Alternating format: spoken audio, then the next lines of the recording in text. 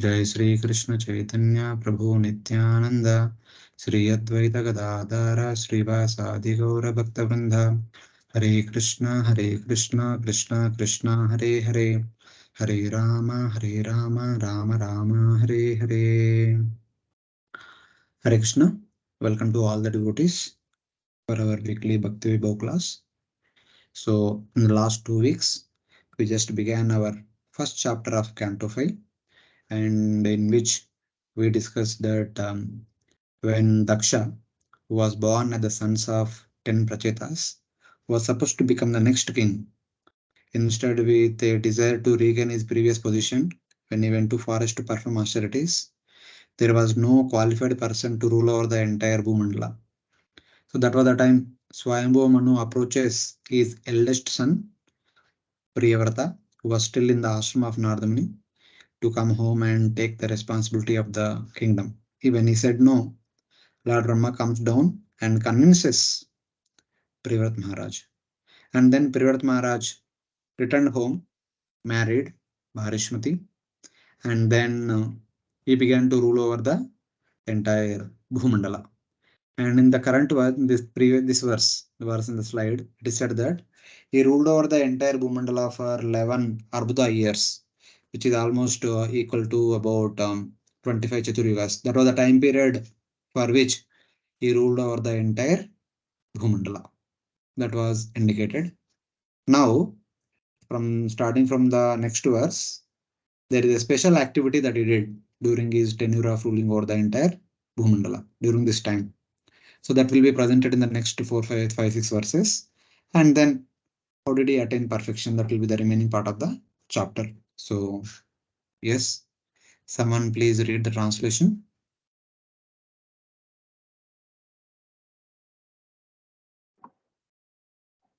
While so excellently ruling this universe, King Priyavrata once became dissatisfied with the circumambulation of the most powerful sun god.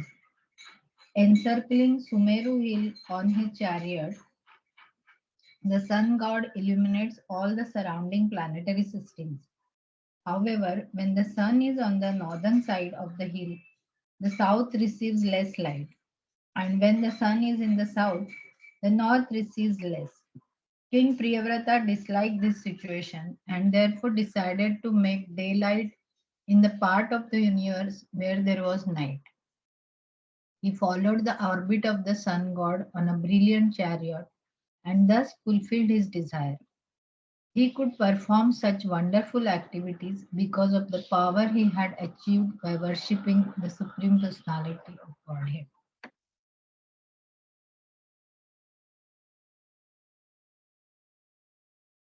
Yeah, thank you, Mataji. The lengthy translation. So let us try to discuss.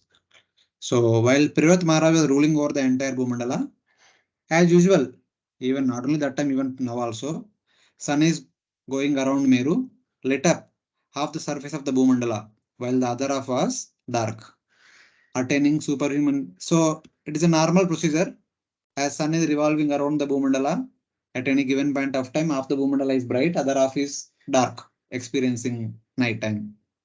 So attaining superhuman power by worship of the Supreme Lord, Priyavrata, discontent with this condition, thinking that he would make the night into day by his brilliant chariot, which travelled at the speed of the sun, becoming like a second sun, followed the movement of the sun 7 times. Saptakrut.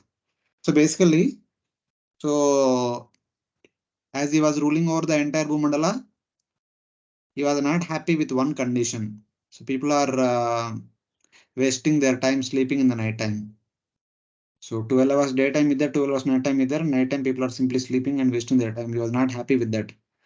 In order to make the night into day, he himself expanded the second sun, having a chariot, having a brilliant chariot, which was similar to that of sun god's chariot.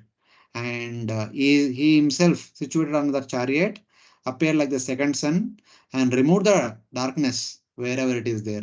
So that is what he did. So that is what is indicated here in this verse. So let us try to see what it means, what he did. This verse describes King Priyavrata's influence So what he could do, what is the, in the previous verse we saw that, what is his physical strength? Just by twanging the bow, hearing the twanging sound only, the neighborhood kings would simply surrender unto Priyavrata Maharaj. They would never dare to fight with him. So that was his physical strength. Now his influence, that is indicated in this section. Maharaj Priyavrata reigned at the time when the sun would shine, lighting up half the Bhumandala up to Lokaloka mountain as daytime, as it rotates around Meru, while covering half the surface of the Bhumandala with darkness, which experience nighttime. So at any given point of time, half the Bhumandala is bright and half the Bhumandala is dark. So this is a regular phenomenon, but he was not happy with that. So by his worship of the Lord, he surpassed all humans in his influence. Discontent with half the Bhumandala surface being covered by darkness, he followed the movement of sun so that when the sun set, he would light up that area. So basically, he himself manifested as the second sun. As and when the sun is setting, in that area, he would rise immediately. In the remaining 12 hours, he would give bright light in that area. So like that. He followed the sun, not to compete with the sun, but to give happiness to the inhabitants of the Bhumandala. Because of this arrangement also, in months like Jyeshta, during which heart is there, Jyeshta, Ashada, Shravana, these are all like June, July months. They are all June, July, August. They are very hot. The sun made by Priyavrata was cooler than the moon. And in cool months like Margashirsha, that November, December, the sun made by Priyavrata was warmer than the other sun at dawn and dusk. So basically, when he expanded himself as the second sun, so during summer season, we are experiencing intense heat, what you are experiencing, all of you there in Bombay. So he became second sun and he would rise in the night time 6 p.m. and he would be there till morning 6 a.m. But he would not give the high temperature. In the summer, he would give a cool temperature like that of moon. In the winter, he would give hot temperature so that few people would be comfortable. So that's his special mercy upon the people. This means that by the power of yoga of sages like Shaubari, Priyavrata had two bodies, one as the king in the kingdom and one as the sun in the sky. Just like Shaubari, after marrying 50 daughters of Mandata, he expanded himself into 50 Shaubaris, and one Shaubari would spend time with one wife as long as he was in household order. So that is the power the yogis have. Similarly, this Priyavrata Maharaj also expanded two farms. One farm was in the kingdom, ruling over the citizens. The second farm is moving in the sky, like the sun, giving light to the entire Bhumandala, wherever it is dark. So like that. Two simultaneously were existing. One on the capital city, one on the sky. This seems to indicate that the days in summer were not excessively hot and the days in winter were not excessively cold. He would normalize the winter and the hot temperature so that the people would experience nominal temperature throughout the year. This is the special ability of Maharaj Priyavrata. So he did it. He received this power by his long penance and worship. So he did it. So it is like that.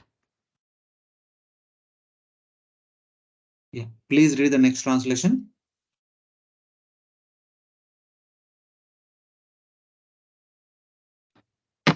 When Priyavrata drove his chariot behind the sun, the rims of his chariot wheels created impressions that later became seven oceans, dividing the planetary system known as Bhumandala into seven islands.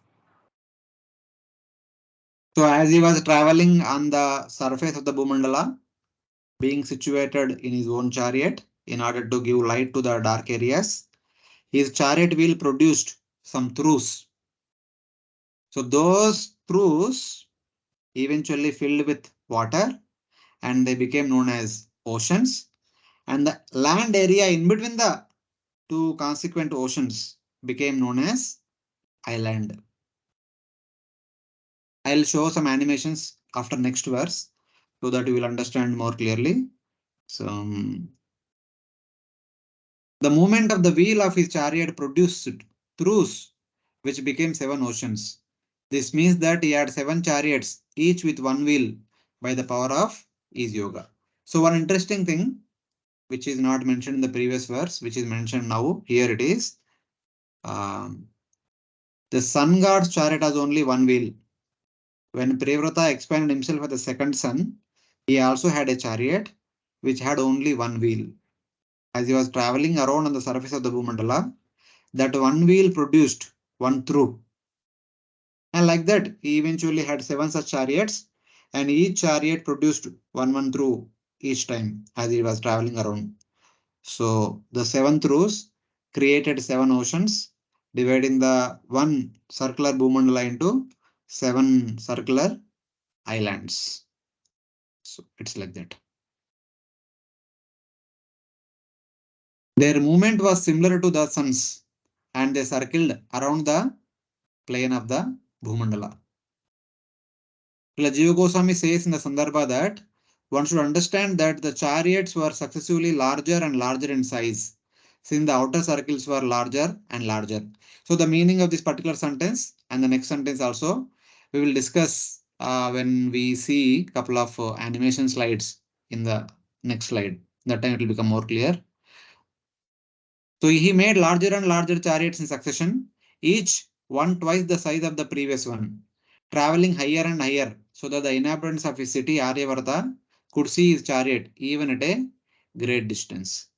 So this also we will explain when I show the animation in the next slide. So because wheels of each chariot were broader than the previous one, the oceans made by his chariot wheel were successively broader. He rode in each of the 7 chariots for 25. So now there is a mention about 7 times. Saptakrutva. Saptakrut. 7 times. Basically, he traveled in 7 circular paths. And as he was moving outer and outer circular paths, he would expand more and more in size, so that the people in his township, in his capital city, could see him, though he was going far.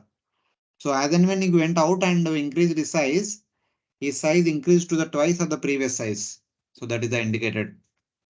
Because the wheels of each chariot, and hence he increased twice, his chariot also increased twice, the chariot wheel also increased twice, and hence the through produced by the chariot wheel also increased twice. The ocean also, and hence the ocean is twice the previous ocean. So in that way, the chariots are broader than the previous ones. The oceans made by his chariot wheel were successively broader. So he, like that, he traveled in 7 successive circles. So how many days he traveled in each circle? That is indicated here. He rode in each of the 7 chariots for 25 days and 45.5 gatikas each. So basically, 25 days is 25. In one day, there will be 60 gatikas. So 25 days plus 45.5 gatikas. So 60 gatikas are there in one day. 45 gatikas would be like 3/4 part of the day and half gatika. That's why it is 25.7583. 7 times. So 7 times 25.7583 would become 180 plus. That is almost 6 months. So when he started his journey on summer equinox with the sun gradually descending until Pausha month. So he started his journey moving in the circles during the summer equinox, and he gradually moving outward all the way up to Pausha month. Pausha month comes in January. So in that way. And then having gone to the outermost circle, traveling like the 7 circles, and during the Pausha month, on the day of winter equinox, he would travel until the cycle was completed inside. He would again go inside with the same number of days fixed, but with the opposite order of the chariots, with the sun gradually ascending until Ashada month.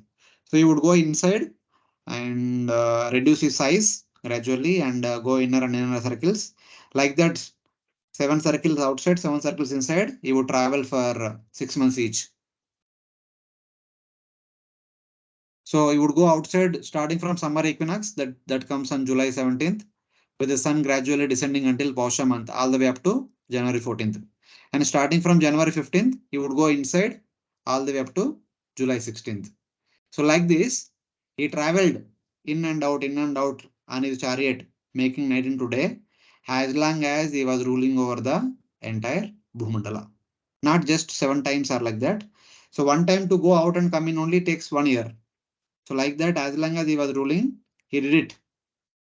So that was the understanding. So by the power of yoga, his chariots were visible or invisible according to the time. The 7 times in the previous verse mean that he traveled in 7 chariots in the manner described above. Some people might say that he only stopped his journey after 7 days, but that would not help. Because here clearly it is indicated that in each circle only traveled for 25.75 days, 25 days and 45 gatikas.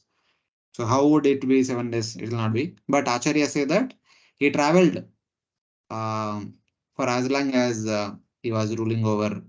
He did not give up this activity only. As long as he was there, he did it. So because of these 7 oceans, there are 7 continents or 7 dipas formed.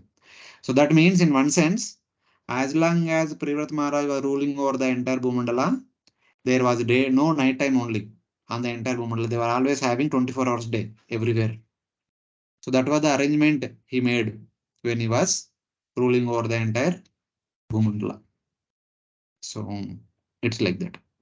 After this 32nd verse, we have some animation and I'll show and you will understand.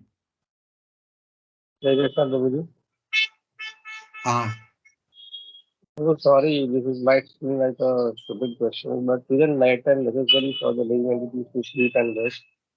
Your voice is not clear, Proji. Prabhu, isn't nighttime necessary so that the living beings can sleep and get some rest? No, सबके लिए जरूरत नहीं. अभी कभी कभी हो जाता है. Night time is required if we are we think, but if it is only, if since childhood you are only accustomed to daytime only, there is no night only, then why would you want night time? Okay. So there are 7 chariots or there is 1 chariot? 7 or 1 we will see. I'll explain you in the next slide. And it is actually the chariot that is emitting that light and heat. There is only 1 chariot only. At any given point of time, there is only 1 chariot. That 1 chariot only he is traveling and he appears as the second sun, making night into daytime. So it's like that. I'll show you some pictures in the next slide, then it will become more clear. We will take this one slide and this one verse and then we'll go ahead. Someone please read the translation. The names of the islands are Jambu, Laksha, Shalmali, Kusha, Krauncha, Saka, and Pushkara. Each island is twice as large as the one preceding it, and each is surrounded by a liquid substance, beyond which is the next island. Yeah. So basically, there are 7 islands and 7 oceans. The names of the 7 islands are mentioned here. So please hear about the dimensions of the continents. Outside of each ocean, the next continent is there and it is twice the breadth of the previous continent in all directions. So there is one continent, surrounding it there is the ocean, surrounding that ocean there is a continent, and surrounding that there is the ocean, and then continent, and then ocean. These are like circular oceans, circular continents. And the second continent is twice the previous continent, and the third continent is the third twice to the second continent, and the fourth continent is the twice to the third continent. It's like that. As you go outside, they are gradually increasing in their width. So that is the understanding. Outside each ocean is a continent, and outside each continent is another ocean. Within the ocean of Chand Yoga is continent equal breadth of the ocean. So when you talk about the second continent and second ocean, the breadth of the second ocean and second continent both are same. But with respect to second and third, the third would be double to the second. So that is the understanding. Outside each continent is another ocean. One second. They are not limited by being inside the continent, but rather outside of each successive continent. These are some details only. So the 7 oceans were saltwater ocean, sugarcane juice ocean, Surasagara, liquor ocean, clarified butter, that is ghee ocean, and then milk ocean, Kshirasagara. This is the Ksheerasagara where the churning of the milk ocean happened. So the Samudra Manthan by the Devatas and Asuras happened here only. And there is Yogat ocean and drinking water ocean, Shuddhodaka ocean, sweet drinking water ocean, and like trenches surrounding the 7 continents of equal breadth to its corresponding ocean. Maharaj Priyavrata, the husband of Queen Barishmati, gave sovereignty over the 7 islands to his 7 respective sons, namely Agnidra, Idmajiva, Yajnabahu, Hiranyareta, Ghritaprishta, Medatiti, and Vitihotra. So he divided the Bhumandala into 7 continents by creating 7 boundary oceans and gave the 7 continents to 7 sons so that they will rule over without any issue later on. So here comes the pictures. So after these pictures, we'll take all the questions if you have any doubts. So kindly pay attention. So this is the picture from BBT. Here is Mount Meru. On one side, actual sun is there, and this side, Priyavrata Maharaj is there. But in this picture, they show 2 wheels. It is actually not correct. It has only 1 wheel only, not 2 wheels. So this is the entire Bhumandala. As you see from the top, it looks like a circular disc. This is the entire Bhumandala. Exactly in the middle of this Bhumandala is Mount Meru, the Mount Meru which you saw here. Keeping Mount Meru at the center of their orbit, the sun continuously revolves on the surface of the just above the Bhumandala. So as sun is situated here, as sun is moving around day in day out, sun's one round is equal to 24 hours. The sun starting from here, moving around and coming back to its original position. It takes 24 hours. That is what we are experiencing in 24 hours full day. So at any given point of time, half the Bhumandala towards sun is bright and other half Bhumandala away from sun is dark. So here people are, while they are experiencing daytime, these people experience nighttime. So Priyavrata Maharaj was not happy with this condition. He wanted to see daytime everywhere. So he himself expanded at the second sun. So here the chariot of the Priyavrata Maharaj. Priyavrata Maharaj appeared to be second sun because of his presence. And this part of the Bhumandala is bright also. That also became bright. So now whole Bhumandala is bright. So as sun is traveling around with the same speed, Priyavrata Maharaj also traveling. So like this. But very close to Mount Meru. So like this, he traveled there in the circle for how many? Approximately 26 days. 25.75 na? So we'll take it as 26. For 26 days. Since his chariot has got only 1 wheel and is traveling at one place for 26 days, obviously his chariot is very huge and the chariot wheel would produce a trench on the surface of the Bhumandala. That happened. And after 26 days, he went outside, a little bit outside. There also, he again traveled for 26 days. So because of that, there another trench formed. But what happened?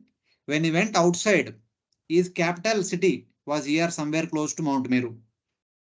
So previously, when he was here, the people who in his capital were living here somewhere here, and he would be seen by them of certain size. When he went out to a far distant, he will be seen by the people in his capital city will be small. Just like airport, in the airport we see the flight is huge in dimension, but when the same airplane flying in the sky, we see it as small. But what did Priyavrata Maharaj do? When he went outside, he expanded himself into 2 times to the previous size. Along with him, the chariot also expanded, chariot wheel also expanded, and hence the trench created by the chariot wheel would be twice to the width of the previous trench. The width of this trench here to here is twice to the width of this trench. And whatever the width of this trench would be the same as the width of the land which he left behind in between. From this trench to this, whatever land he left behind, that would be equal to the width of the chariot wheel. So like that, he traveled. So like this, he traveled for 7 times. 7 trenches were made. 6 months he went outside. 7 into 26 would be 183. And 6 months he went inside. 7 into 26 will be 183. Like in total, one full year. So in 1 full year, 6 months he gradually moved from inside to outside, increasing himself twice to the previous size. And 6 months he gradually went inside, moving in each circle for approximately 26 days, decreasing his size half of the previous size. So like that, he did it for as long as he was ruling over the entire Bhumandala. And eventually, by the will of the Providence, these 7 trenches were filled with 7 different variety of waters, and they became known as 7 oceans. And the in-between lands became known as 7 dvipas. They are generally known as Sapta dvipas. So here we see the 7 oceans, sea drinking water ocean, emulsified yogurt ocean, and like that. Pushkara dvipa, Shaka dvipa. All the names were mentioned in the previous verses. So you can see as you go inside. Here is the 5th one in the Milk Ocean. Here in this ocean only the Samudra Manthan episode happened. The 5th island is Krauncha Dvipa. Clarified butter means Ghee Ocean, Kushadvipa, Surasagara, Shalmali Dvipa, and Sugarcane Juice Ocean, Plakshadvipa, Saltwater Ocean, Jambudvipa. So these are the different divisions were made by Priyavrata Maharaj by creating the trenches. So don't worry about what are these, all these things. He just divided. So just like you might be having so many questions, Priyavrata Maharaj also had a question about all these things, but he did not ask now. He asked in the 16th chapter. So there, from starting from 16th chapter onwards, we will discuss more elaborately about these particular divisions and the Bhumandala. But anyway, so these are the 7 islands, 7 dvipas. These are the 7 surrounding oceans, and they were given to the 7 sons of Priyavrata Maharaj. So they became the rulers of these particular divisions of lands. So that was the whole idea.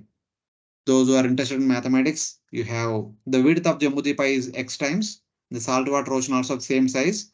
As Priyavrata Maharaj went outside, he increased twice. So the island also 2 times to the previous one, the ocean also 2 times the previous ocean. So like that, every time he increased 2 times to the previous size.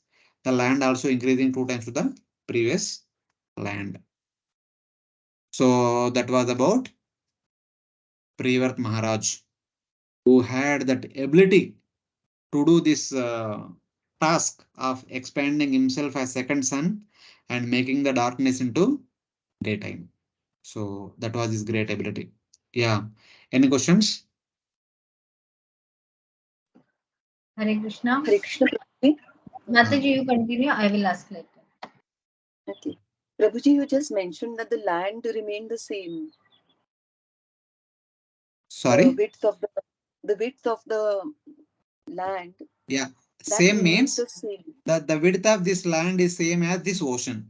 Priyavrata Maharaj only created the oceans. By the way, land also formed. Matlab, the islands are formed. The width of the island was equal to the ocean made by Priyavrata Maharaj.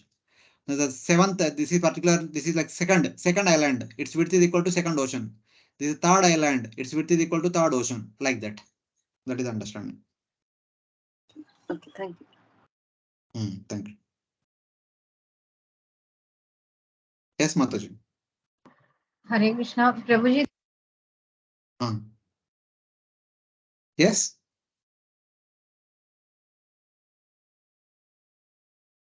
Mataji is muted. We are not able to hear you, Mataji. Hare Krishna. Can you hear now? Yeah. Yes. Yeah. Prabhuji, I was saying that this whole thing lasted for 1 year, na? Like from inside to outside, 183 days, and again outside to inside, like that, 183 days. So, Yes.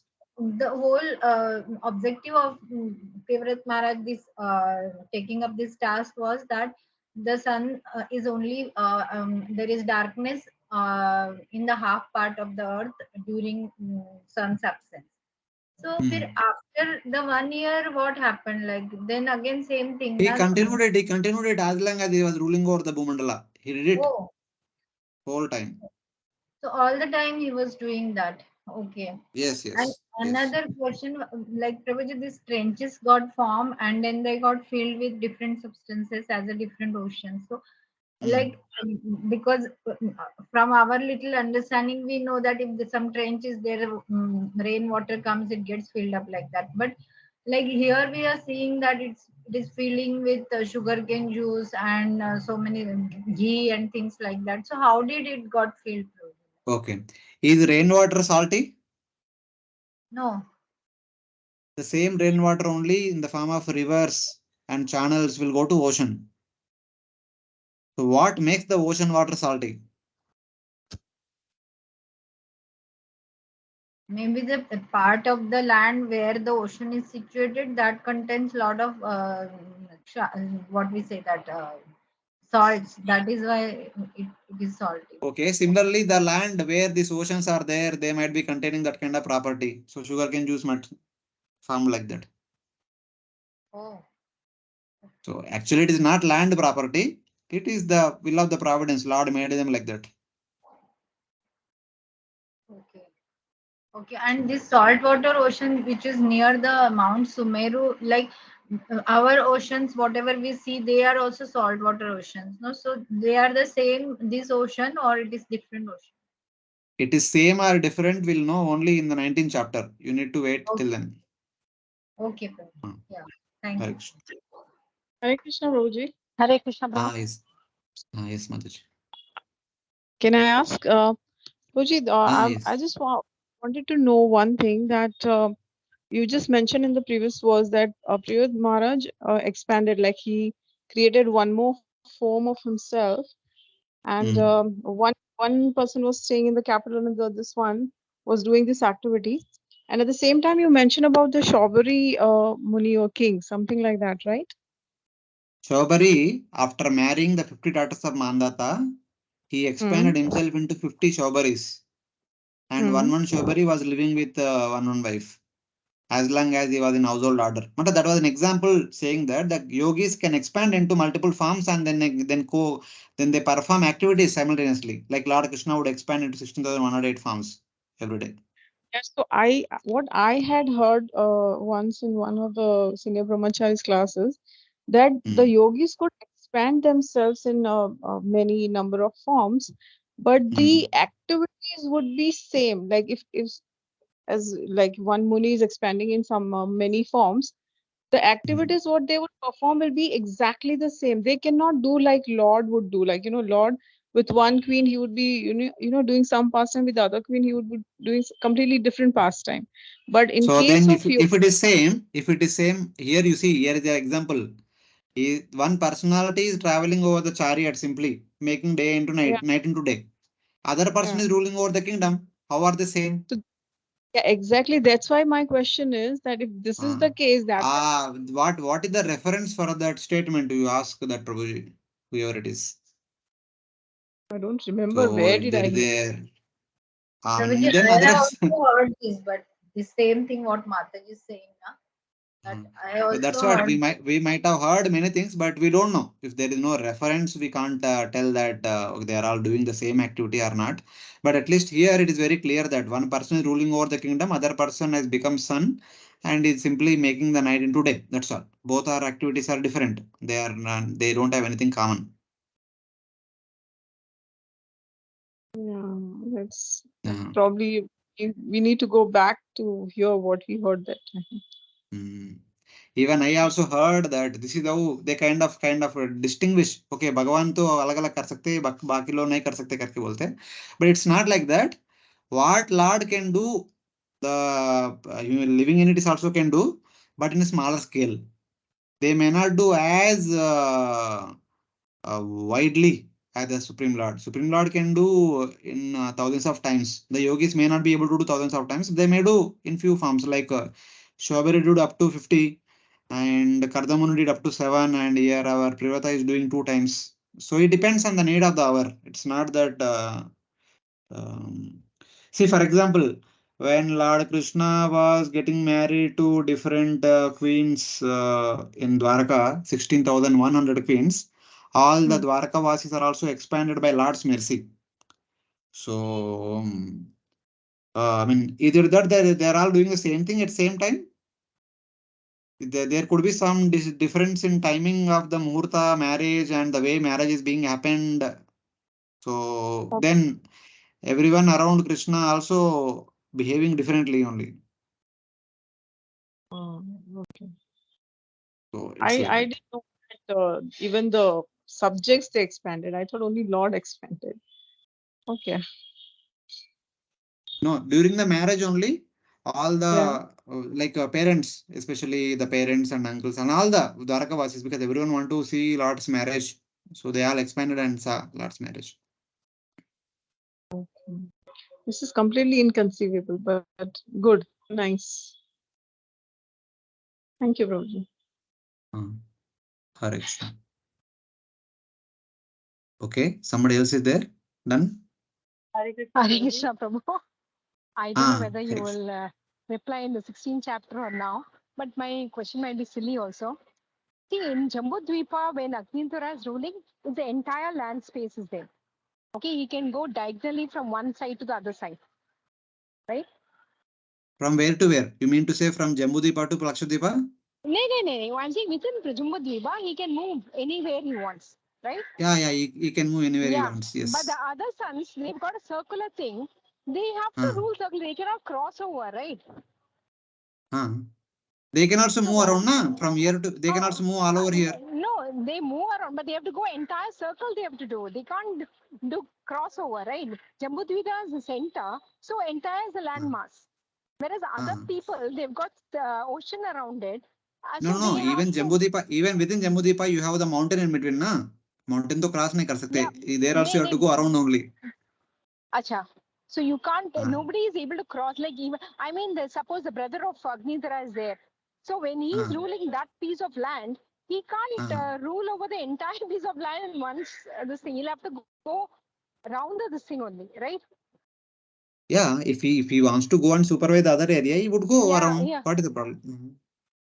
Okay, because it takes so long, no? Nearly about 30 days for Priyavrata Maharaj itself, it took 30 days to go around. So for the king Why 30 days? No, it did not take 30 days. Within one day only, it did circumambulated once. It is not 30 days. One day only. 26 times like that he traveled. See, I showed in the animation only one round. Okay. Like that, he moved in that same position for 26 days continuously, one after the other. Okay. Because he traveled for 26 days, the trench became a trench. Okay. It's like in the rainy season, because all of your city, everywhere, all the main roads are there in the villages. Now in the rainy season, everywhere it will be grass. After the rains are stopped, the people start walking. Where they start walking, the grass will die out and there will be pathway. And that pathway eventually become lower and lower it becomes. So it's like that. They are not concrete roads. Okay. And another it's thing like is, that. you said as long as Priyavrata Maharaj was there, there were two sons. Like one was Priyavrata Maharaj and the other was this thing. And there is one Priyavrata Maharaj who's center of this thing, Bhumandal also, who's ruling the kingdom. Yeah, his capital was here, where cursor is there, somewhere here. So why did this person expand himself or become huger and huger? Because already the citizens were seeing him in the center, na? See, when somebody is showing some miracle, they want to see that miracle or what? Or not? So it's like that. The miracle will not be visible to them. How will the people in the ground level see the miracle line? See, these are all, I know, No, hypothetical question I'm asking you are able to see the sun morning to evening or not? Yeah. But see, morning to evening, they will see Surya Narayana. And evening to next morning, they will see Priyavrata Maharaj at the sun. Acha. So they can, okay, Professor. 6 a.m. to 6 p.m. Surya Narayana, 6 p.m. to 6 a.m. Priyavrata. So, I mean, they are seeing every day. I mean, why not? It's not normal. Okay. For example, His Holiness Radhanath Swami Maharaj is giving Bhagavatam class tomorrow. If he gives Bhagavatam class every day, does devotees does not want to go and see the class, see him every day or not? If something, something which is not common is happening, so everyone want to have the opportunity of experience. Yeah, Okay, it's natural. thank you. Yeah, thank you.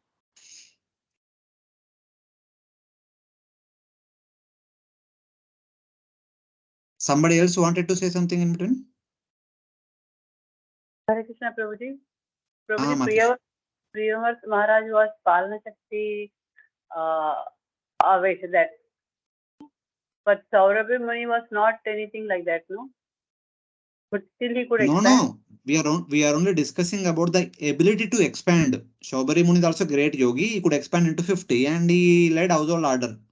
Here, Priyavrata Maharaj also expanded. Somebody might have a question, how can he expand? So we just quote another example. Don't compare why he did and what he did. Okay. We are only seeing the yogic ability that they can expand. Okay, sir. Thank you. So that was all about. Prabhuji, Hare Krishna. Prabhuji. Once the oceans are created, where will the chariot move? See, when the oceans are created, I also don't know. It seems that as long as he was moving around, there were no oceans. Once he stopped, then the water filled all the trenches and the oceans formed. Looks like that. Okay. But it is the But chariot wheel that is important. For example, while he was ruling, only if all the trenches are filled with water, when the wheel comes there, all the water will come out of the trench and the nearby area would be having flood, like tsunami. So there was no mention about such kind of flood. So we understand that as long as he was moving around, at least, I mean, how it can be possible, we may have a question, but we understand that as long as he was ruling over, so there the water did not fill over completely. But after he stopped moving around, then the trenches are immediately filled with a different variety of waters and they will remain for the rest of eternity. So something like that we can say. This is like the fire matter, son, or it is a chariot wheel made of some earth element? We don't know. Not required, na. Chariot is also mystic chariot. Okay. Okay. Sun God also has a chariot. Sun God also has a chariot. So he, just like his chariot is fiery or whatever it is a mystic chariot. Like that, his chariot also a mystic chariot. Okay, thank you, Prabhu. Hare Krishna, Prabhu. One last question.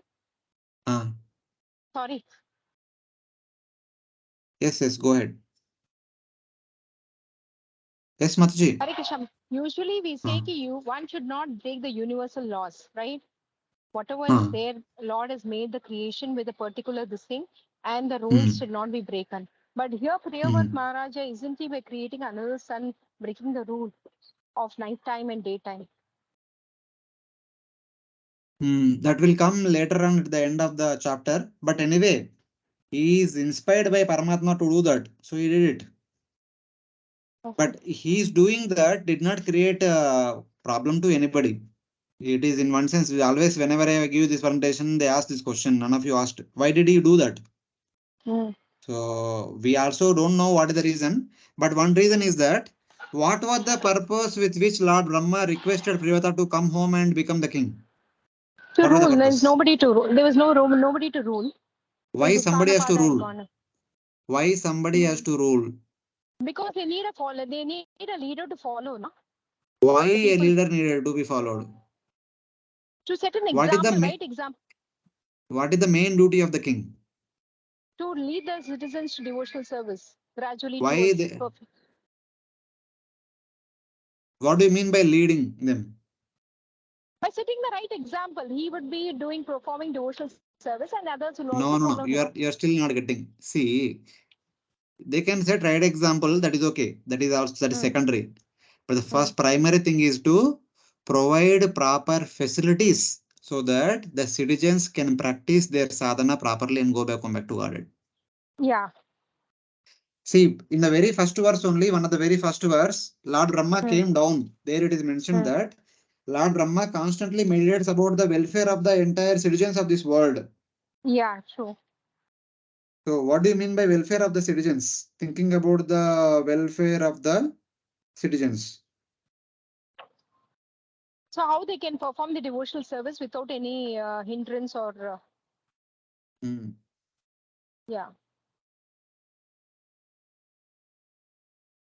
Hello. So it is right that Lord Brahma always engaged in contemplating the prosperity of the creation of the universe. Adi Deva Paribramana Guna Visargasya. So this is from 7th verse. So it is even in the 3rd canto also we saw Lord Brahma offering prayers to Garbhodaksha Vishnu. There also he expresses his concern that these people are getting suffered. There is only one way for their deliverance. That is Bhakti. Please bestow them Bhakti. And in second canto also there is a mention about in the second chapter that Satyaloka, the abode of Lord Rama, is completely happy, but they only have one misery. Yeah. What is that misery? So they want to show, they are feeling this thing of the suffering of the conditioned soul who are suffering in this material world. They are feeling sorry for the suffering of the Yeah. conditioned souls. Yeah. So that is a natural, like a king is supposed to be like that. The king should not tolerate the suffering of the people. He should provide proper facilities so that they will come back to Godhead. So when people ask me this question that why would he made that night into day, as you asked, is he not contradicting the laws of the Lord? The one reason is that he was told that you come home because you are the best person who can be the king. You manifest all the good qualities because he himself is focused on practicing bhakti and going back to Godhead. If he becomes king, does he allow anybody to go in a wrong path? No. So I always say that just like Chaitanya Mahaprabhu after initiation, when he came back to Mayapur, initially started Sankirtan throughout the day in the Srivasangam. After few days or few weeks, he told all the devotees, why are we wasting time in the night time? Let us chant day and night completely. Because they were having night and day and night chanting only continuously. Except for 2 hours in the morning hours, they would go to Ganga, take bath and morning oblations and all the morning rituals. Rest of the day, they were all doing Kirtan only. What was that we say? Ashta Prahariya Leela? Yeah. Ashtakaliya Leela, na? Ashtakaliya Leela, na? Yeah. So that lasted for 21, 22 hours. That is what they would do every day. Like 22 hours of chanting they would do every day. So it is like that. As Benit Prabhu was asking that why we need a night also to take rest. But these people also needed rest. But were they taking rest? No. They were all they were Nitya Siddhas completely Prabhuji. They were they were Nitya completely Siddhas. immersed in chanting. So that's what Priyavrata Maharaj wanted. He wanted everyone not to waste time in the night time. Practice sadhana day and night and go back to Godhead. That's why Brahma called me here. I don't want you to see. Please go back. So like that. That could be one of the reason we can think of. Okay, So like Prabhuji. that. Thank you. It's not contradicting the laws of the nature or laws of the Lord. It's actually enhancing the laws of the Lord. So that people can take advantage of it and then go back to Godhead quickly. Hare Krishna. Prabhuji, one small point. You explained this very nicely, actually. It's now we are at least I am convinced that yes, this can happen. But like means the capacity of the bodies of the general people living praja was also enhanced by the king, or that time they had that inbuilt capacity, and that is even if 24 hours the sunlight is there and we have to do the devotional service, they were capable of doing that. Yes, in the presence of a great person, everyone gets that energy also. That is true. It happens. Normally, it won't be possible, but when there is a great person, by his presence, everything will happen. That will be done. Yeah, like how if we chant in presence of our Guru Maharaj or somebody, that chanting is different than what we do normally. Yes, that reflects that person's capacities reflect in the attendance. Yeah. Yes, yes. Yeah, thank you. So then, your Priyavrata Maharaj also had one daughter. Her name is Urjaswati. She was given in marriage to Shukracharya, and eventually they had a child known as Devayani. So Shukracharya, Devayani story and all will come in the 9th canto. So Devayani was married to Yayati Maharaj, Sharmishta also married to him, and all that story will come. But anyway, so here basically Priyavrata Maharaj had a daughter, and the daughter married Shukracharya. That is the important thing. So then he did it. What ordinary person cannot do. Why and how? So this question might be there. That is answered in the 35th verse. नैवं विधा पुरुषकारवुरुक्रमस्य पुंसां तदङ्घ्रिरजसाजितसद्गुणानां चित्रं विदूतविगता सकृतादधीता यन्नामधेयमधुना सजहाति बन्धम्. My dear king, a devotee who has taken shelter of the dust from the lotus feet of the Lord can transcend the influence of the six material whips, namely hunger, thirst, lamentation, illusion, old age, and death. And he can conquer the mind and five senses. However, this is not very wonderful for a pure devotee of the Lord, because even a person beyond the jurisdiction of the four castes, in other words, an untouchable, is immediately relieved of bondage to material existence if he utters the holy name of the Lord even once. So this verse reveals why and how he could do it. Such power that is becoming like the second sun and doing that no common person can do it is not surprising from persons who have conquered the six senses. Jita Shat Gunanam Pumsham. So personalities like Priyavrata Maharaj, who had completely conquered the six senses for the five jnanendriyas in the mind. It is not surprising if they do such kind of astonishing things, like that it is being said. By the dust. So such power is not surprising from persons who have conquered the six senses. How we could conquer the six senses? By the dust from the lotus feet of the Supreme Lord. Urukramasya Tadangri Rajasa. Since even an outcast becomes immediately free from bondage of karma by chanting the Lord's name even once. Sakrit Adadita Yen Namadeyam. By chanting the Lord's name even once, even an outcast becomes freed from the bondage of karma. That is the glory of the dust from the lotus feet of the Supreme Lord. So this word Sakrit came na. 2 days back we were having a class here on Ramayana. Our speaker was talking about that Lord Rama, that Vibhishana was surrendered to Lord Rama. That time this word Sakrit comes. Even if somebody says that I am yours, once Lord Rama gives a promise that I will protect you and give you fearlessness.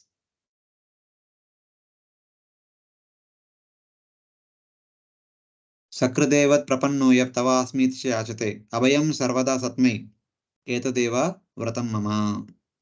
Even once if a jiva says that my dear Lord, I am done with all my adventures in this material world. Now I don't want to do anything more here. Now I am yours. Sakradeva prapannoyas, having surrendered unto Lord, if one says that, even once one says that I am yours, Lord says that Abhayam Sarvada Sasmai. From that point onwards, for the rest of eternity, the Lord is ready to give fearlessness. So that is the Sakrit.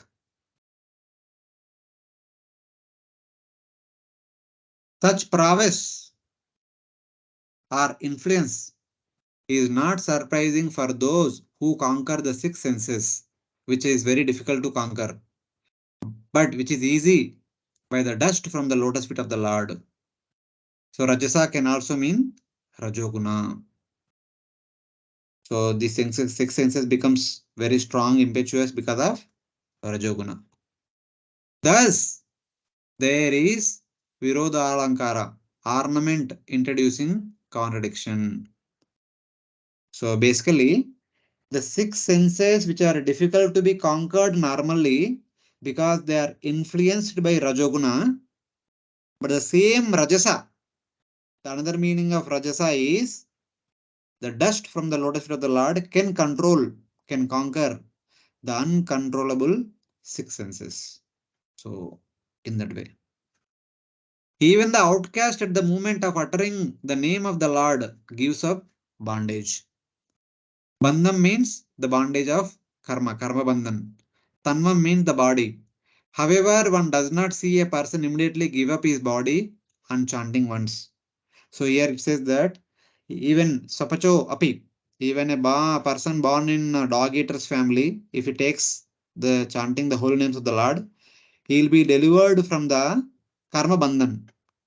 So that does not mean that he will change the body and immediately his body becomes golden body, not like that. He will continue to stay in that body as long as the prarabdha karma allows. In this lifetime, he will be there in that body. But he is not bound by the reactions of his previous karmas. Just by chanting the holy name of the Lord once, all the karmas which are awaiting to manifest Prarabdha, Kutam, Bijam, Aprarabdha will be removed. But the body, externally the body would continue. So in that way. Thus, the sentence means that the karmas that are experienced in this body are destroyed. So whatever karmas this person is supposed to experience in this particular body and also in the future bodies, they will all be destroyed. The body will remain, but the karmas will be removed. So like that. Tanva means that the elements from Mahatattva to earth, the 24 elements, the gross and subtle bodies of the Jiva are destroyed. But the body remains by the inconceivable influence of the name of the Lord, since there is no alternative. So whenever Bhagavatam gives this kind of explanation, later in the sixth canto also there is a mention about all these particular points. So devotees always have that doubt. हम भी chanting कर रहे बहुत साल से, कुछ नहीं हो रहा है. हमको भी fever आ रहे हैं, ये आ रहे हैं, physical problem, mental problem, this, that, so many things are there. Why are we not freed from all our karmas?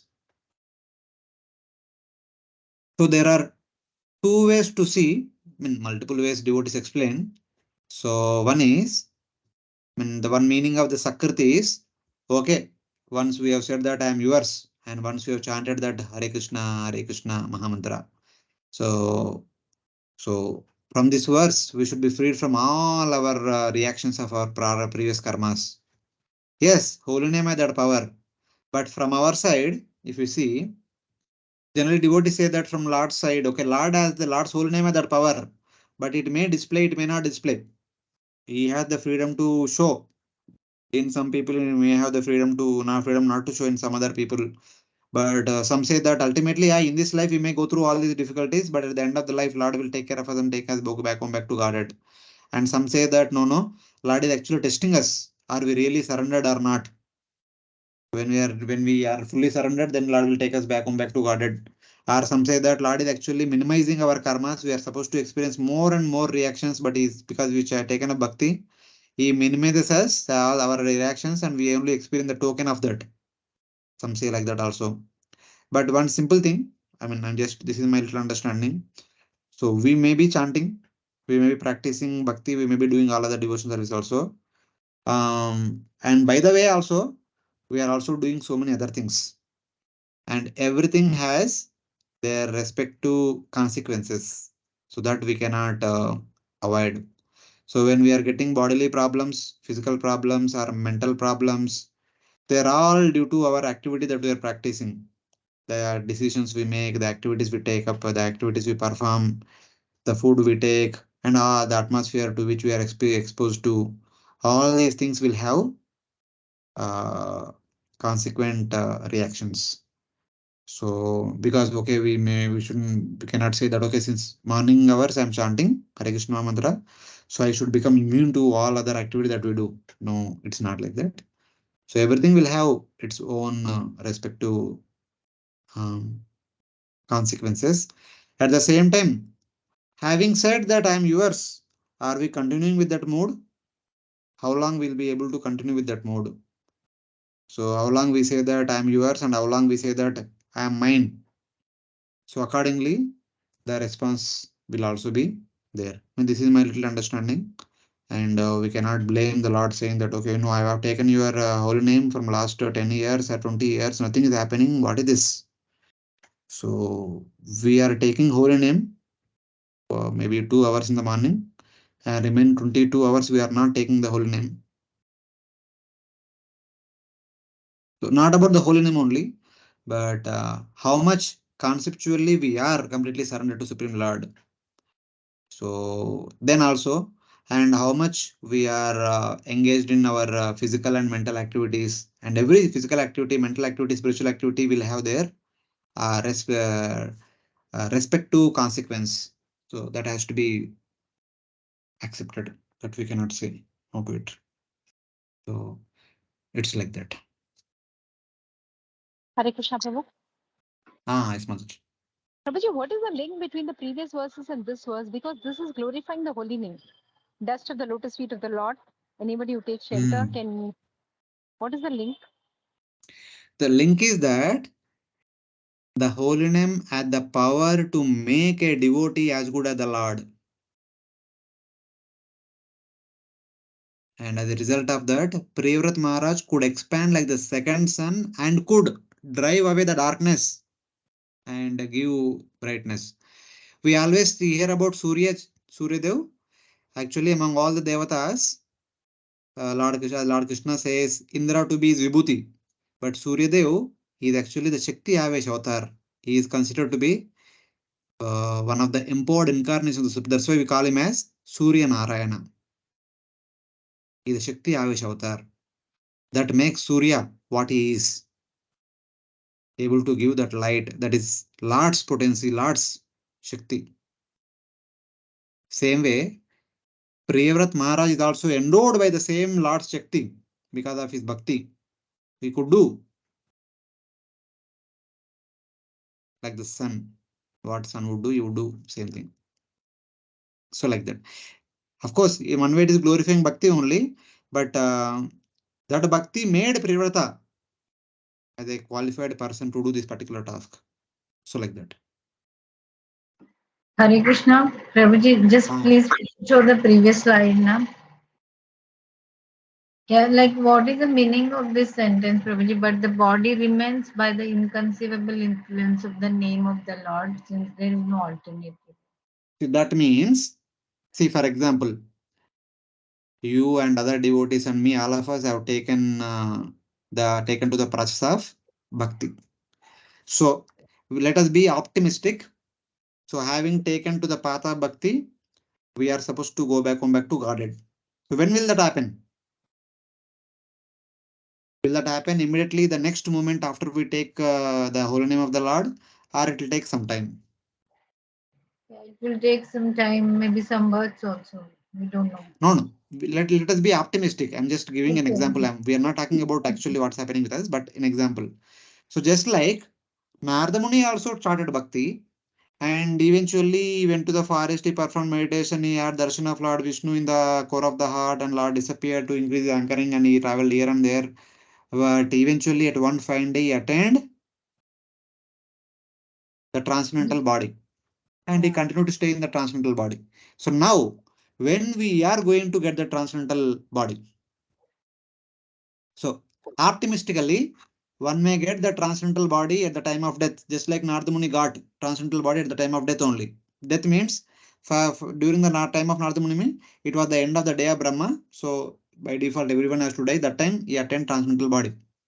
Same way, if somebody takes a bhakti somewhere in the middle of the lifetime, he has to continue the same body for the remaining second half of the lifetime. At the time of death, they will give up that material body and they will get the transcendental body. With the transcendental body, they will come back to Godhead. In that second half of the life, he will continue with the same material body only. That is understanding. So here, externally, the body remains same only. If he has born in the family of outcast, the body of the outcast will be the same only. But he is not bound by the karmic reactions. Whatever karmas he has done in the previous lives, because he has taken the shelter of the holy name, everything has been nullified. Just like Ajamila, it is said that when he first chanted the holy name of the Lord, all his karmas are removed. But he did not show any effect immediately. He was still continued to perform sinful activities. All those activities would not bear any consequences afterwards. That's what Acharya say in the commentary. Prabhupada writes. But at the time of when the Yamadutas came to take him out of the grass body, he shouted Narayan Narayana. Again, the Yamadu Vishnudutas came and they told that he has no karma. जब पहले बार अपना बेटा को नाम रखा नारायणा तभी उनका कर्मा निकल गया. अभी कुछ कर्मा है ही नहीं, तो आपको लेने की जरूरत नहीं. अभी छोड़ दो उनको. छोड़ दिया यमदूता. But he still continued as Ajamila only in the same body. I mean, over the maybe by that time Ajamila's son might be 1 year. At least for the last 365 days, he might be leading the same lifestyle, doing all the sinful activities in one sense. But still, this last 1 year sinful activities does not bear any fruits, because he already chanted and everything is nullified. Whatever he was done in the past, whatever he could do in the future also, everything will be nullified. That is the power of holy name. But he realized that he should not do it. But he was given 12 years more and he went to Haridwar and he practiced wholehearted, full surrendered bhakti. So the Ajamila's example is to show the potency of the holy name. The holy name can display the same symptoms with any one of us. But some of us might question that, no, it is not happening in my lifetime. I am going through a lot of problems every day. So many physical, mental problems are coming. Why it is so? So I am taking on the pessimistic side. So because we are practicing bhakti, bhakti का effect will आएगा. जो आएगा आएगा, अभी आ रहा है, अभी आएगा, फ्यूचर में भी आएगा. बट जो physical activities, mental activities we are doing, उसको इन्फ्लुएंस तो रहेगा, उसका कॉन्सिक्वेंसेस रहेगा, उसको हमको स्वीकार करना ही पड़ेगा. ऐसा I am telling.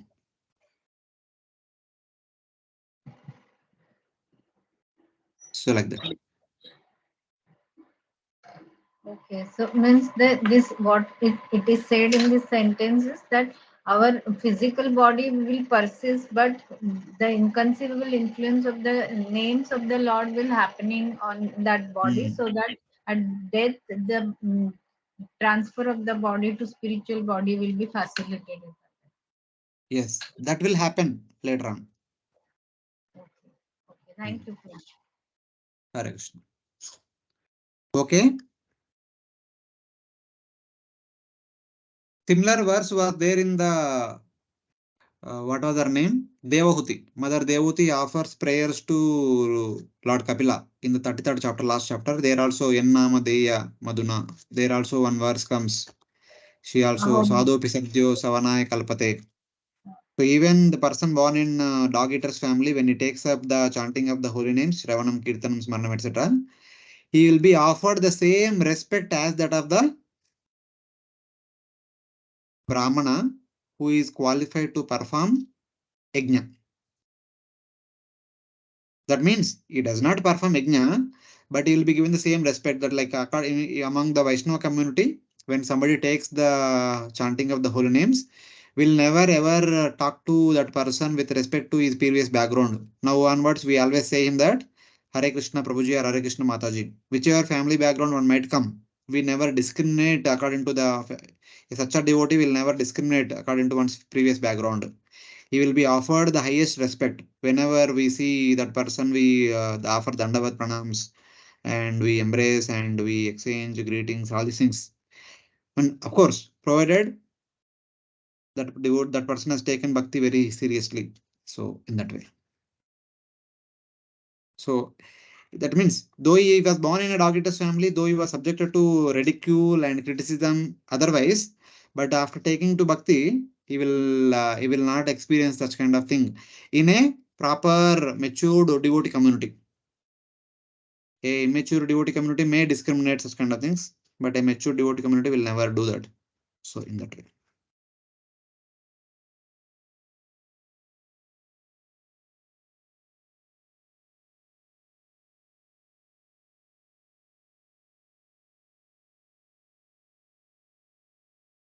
We'll continue.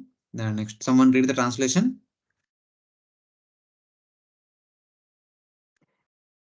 While enjoying his material opulence with full strength and influence, Maharaj Priyavrata once began to consider that although he had fully surrendered to the great saint Narada and was actually on the path of Krishna consciousness, he had somehow become again entangled in material activities. Thus, his mind now became restless and he began to speak in a spirit of renunciation. So, Priyavrata coming home was discussed. Priyavrata's marriage, rule, and one of the wonderful activity that has been discussed. Now he is going back home, back to Godhead, will be discussed in the last part of the chapter. After ruling over for 11 Arbuda years, then one day suddenly he was thinking about something. Priyavrata of unlimited power and prowess once began to consider himself dissatisfied because of contact with materialism from ruling the kingdom after having surrendered to the feet of Narada. He became disgusted with his situation. He then spoke. So it is actually these verses, na.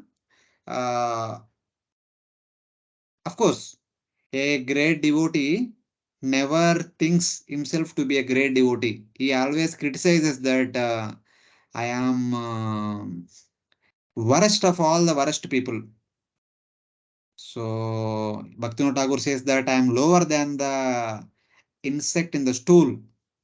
Even Rupa Goswami, Sanatana Goswami, when they met Mahaprabhu in Ramkeli, they say that we are more sinful than Jagai and Madai. There is no person who is more sinful than us. So, like that, all these great devotees always talk about themselves as the lowest among all the low creatures. That is their greatness, their humility. We should not take it as literally. So, a devotee should have that kind of feeling only when they are praying to the Lord. When we are praying to the Lord, or when we are presenting ourselves in the midst of devotee community, we should feel lowest among all the entire devotee community. That is actually one of the etiquette of Vaishnava Sadachar. So like that, here our Priyavrata Maharaj also thinking like that. He himself is a great devotee, is providing a good facility for people to practice their bhakti day and night without wasting time night time also, so that they can go back to Godhead. And that person is thinking like this. And he's thinking that being in contact with materialism for rule from the ruling the kingdom for so long, I lost touch with my bhakti. Previously, in the Nardamuni Sasana 24/7, I was practicing bhakti. Here I am busy with all the ruling activities. So what is this? I am in a precarious condition, bad condition. So like that, he was thinking. Then he speaks. So though these verses apparently in our case they may be true, completely 100% true. But in the case of Priyavrata Maharaj, he is simply expressing his humility. So it is like that. This verse shows his withdrawal from the material enjoyment and the increase in strength of renunciation. Because previously Brahmaji told that, my dear son, don't worry, even though you go home and become the king, your bhakti will increase day by day. You will never become indifferent to your practice of bhakti. So now now we are seeing how bhakti increased to the topmost degree. That's why he is able to think like this. So at the topmost level of bhakti, only one can think like this. At our level, and we think other way. I'm so great. I'm this. I'm that. I'm doing so many things. This, that, so many things. Is there anyone like me? I'm supposed to be respected by one and all. Like that, we may say. But the great devotees like them, they say that I'm the lowest among all. I'm not supposed to be respected. I'm supposed to be criticized and thrown away like that. They always think like that. So it is not like low self-esteem, but it is the natural consequence when one becomes a pure devotee. That's why Lord Krishna says in Bhagavad Gita, Vidya Vinaya Sampanne. So the symptoms of Vidya is Vinaya, and the symptom of Bhakti is Namrata. So if there is no Namrata, then we should understand that we don't have Bhakti. If there is no Vinaya, that means that one does not have Vidya. So these are symptoms. So like that we should see. He appeared to get no satisfaction from contact with the material world after having surrendered to the feet of Narada, offering respects to him as Guru. So though all these days he was worshipping the Supreme Lord, but suddenly one day he realized that he's thinking that I was worshipping Narada Muni every day there, and here I'm busy with all the activities. What am I doing here? Something like that. Even though he felt inner bliss, since he was unattached to ruling the kingdom, he felt disgust with the kingdom. That is the significance of the word Iva. So basically, he was practicing bhakti also. Every day he's doing deity worship and morning sadhana, evening sadhana, everything is happening nicely only. But at one point of time, after ruling over for 11 Arbuda years, he thought that okay, कितना दिन continue करेंगे, बहुत हो गया अभी, भी निकलते हैं इधर से. So उस समय he is thinking that I have become attached to this material thing. How long I am continuing? So इतना time pass हो गया like that. So he will say some interesting things. He says that I have acted badly since I have been completely absorbed with my senses in the blind well of disgusting sense objects caused by ignorance, it is now enough how unfortunate I am, like a dancing monkey for my wife. In this way, he criticized himself. If you remember in one of the previous verses, I think 29th verse only, last week we discussed that because his wife was so gentle and so chaste, and he reciprocated with her as if he was completely controlled by her. In one sense, he was completely controlled by her surrender and love and chastity. But now at this point of time, he's telling that I have become dancing doll of my wife, dancing monkey of my wife. Amushya Vinitaya Vinoda Murgam. Vanitaya Vinoda Murgam. Vanita is his wife, and Vinoda Murgam, a dancing doll, like whatever my wife say, I was acting. So I have become a dancing doll in my hands of my wife. So it is actually not like that, but this may be applicable to the people of this world, all of us. But in the case of our Priyavrata Maharaj, he was simply reciprocating with the surrender of his chaste wife. So like that, you should see. Vinoda Mrugam means monkey. Hare Krishna. Ah, yes, So, Mataji. like last class, you had explained that Narad Muni told Priyavrat Maharaj that for some time only we are telling you to rule, na? Like you can go marry, have children, and when they become capable, you come back again to the forest to perform austerity. So I was thinking like, and in those days, like you had mentioned us previously that children used to grow up in one muhurta time. Means even if that is not there, maybe 25 years, the children will come to the youth. So then, why Priyavrat Maharaj took 11 Arbuda years to go back again to the forest? Like because I he don't had know. been, I don't know. See, for us, we may put our own conditioning upon him. He already lived in the Brahmachari ashram for 35 Chaturyugas, अरे 35 Divya yugas, 36 yeah, almost. हाँ, अभी उनके लिए वो गुरुकुल में रहना मतलब ब्रह्मचारी आश्रम का टाइम उतना था, तो बाद में गृहस्थ आश्रम लेके कितना टाइम, उतना टाइम तो स्पेंड करना पड़ेगा ना. We say that 25 years one should live in brahmachari ashram, another 25 years in grihastha ashram, 25 years vanaprastha, 25 years sannyas. Sometimes we generally hear that. as per his time calculation that way, that या time. वो आदमी का उनका time calculation उतना बड़ा है, सो हो गया, उतना टाइम हो Okay, गया. So okay, like that we yes, can take. yeah, okay. Thank you. So then it continues by regaining his discrimination through the mercy of the Lord. He divided the Bhumandala among his obedient sons as their inheritance and gave up his great wealth and power along with his queen as if it were all a dead body. Mrutakam Iva. Being completely detached, realizing the pastimes of the Lord in his heart, he again followed the path instructed by Narada. So having realized, having said these words, he said, "Okay, my dear sons, so enough is enough. I have ruled for sufficient time. You are now one. You please continue to rule over. I am going to the forest, as I was previously there in the forest in the ashram of Narada Muni. And you please take care of your mother."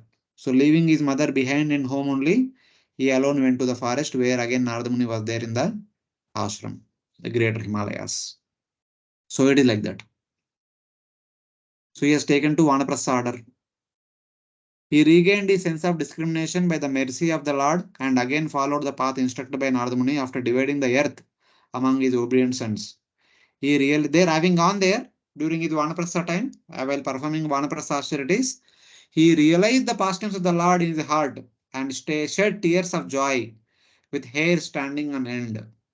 He manifesting the symptoms of bhava and prema in no time, having gone to the forest. So his bhakti increased to that extent that as soon as he went to forest, immediately in no time he began to manifest bhava and prema symptoms. That is Priyavrata Maharaj.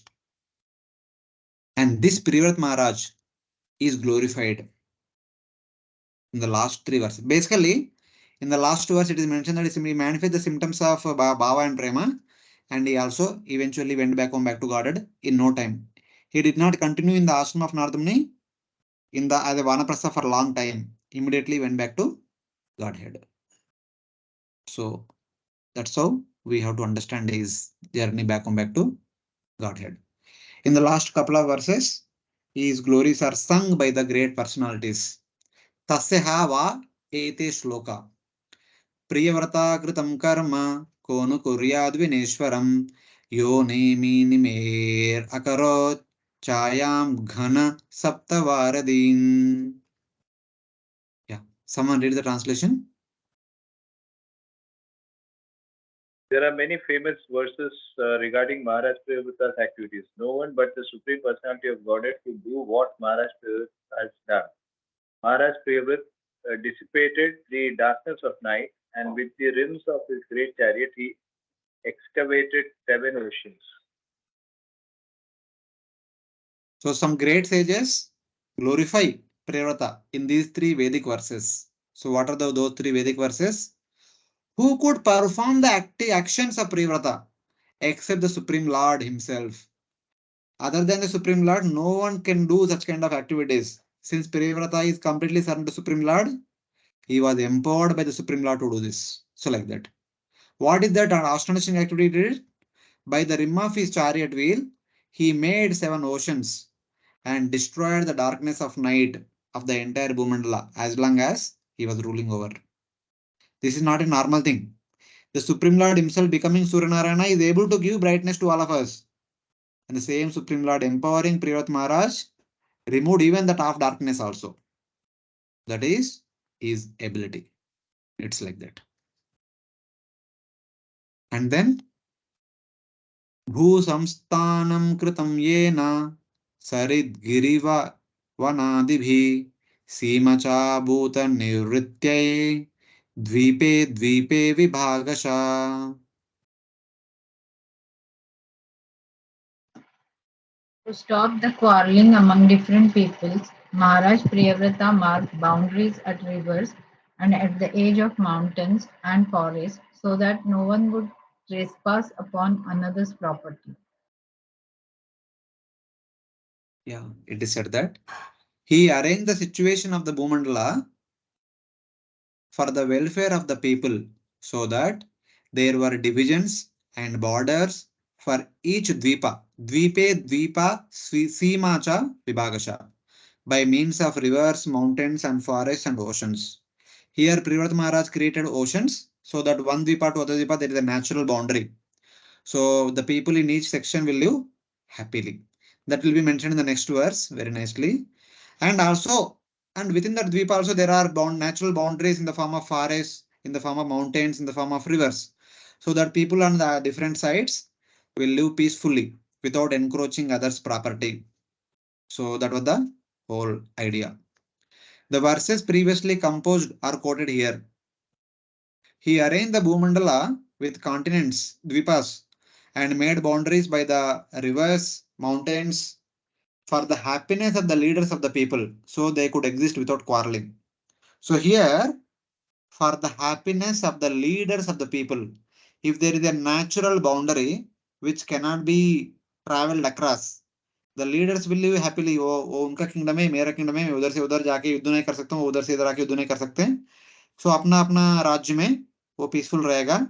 If Raja is peaceful, the entire Praja also will be peaceful. If the Raja is constantly waging wars again and again, the entire kingdom will suffer because of the war. So this is one of the intention with which Priyavrata Maharaj made natural boundaries in the form of oceans, rivers, mountains, forest. So like that. And the last verse of this chapter.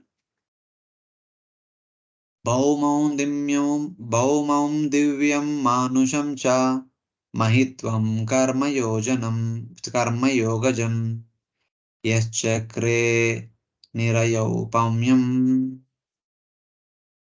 Purushanujana Priya. As a great follower and devotee of the sage Narada, Maharaj Priyavrata considered hellish the opulences he had achieved by the dint of fruitive activities, and mystic power, whether in the lower or heavenly planetary systems or in human society. Purusha Anujana Priya, a follower dear to the Lord. Purusha Anujana Priya. So we can take the meaning of this word two ways. He is very dear to the Lord and is also very dear to the Narada Muni, who is the devotee of the Supreme Lord in that way. He considered the wealth of the lower planets, heavens and earth, Bhaumam, Divyam, Manusham, and obtained by karma and yoga to be equal to hell. Matlab, he had a lot of, the entire Bhumandala is his own kingdom. The wealth of the entire Bhumandala is his own wealth. And he had very gentle and submissive, chaste wife and obedient sons, and everything is there. Everything one can think of what one want to have. He has everything abundantly.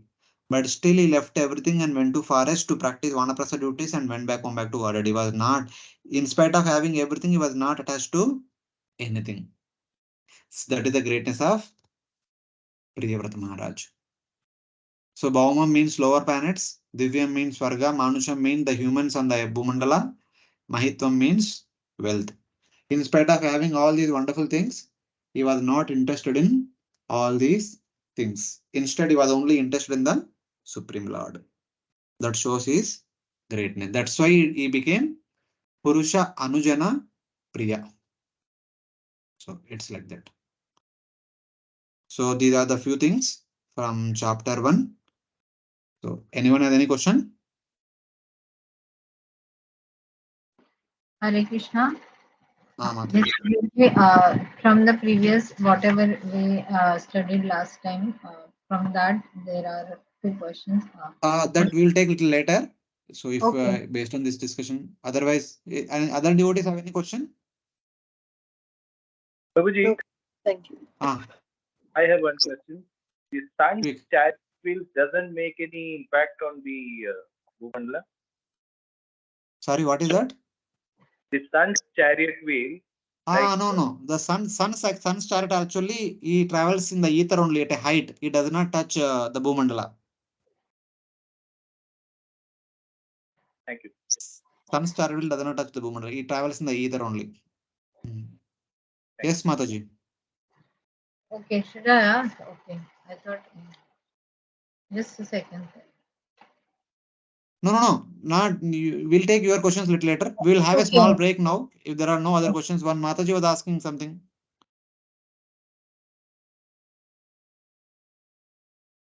Okay. If there are no questions, we'll have a small break. Then we'll continue with the chapter 2.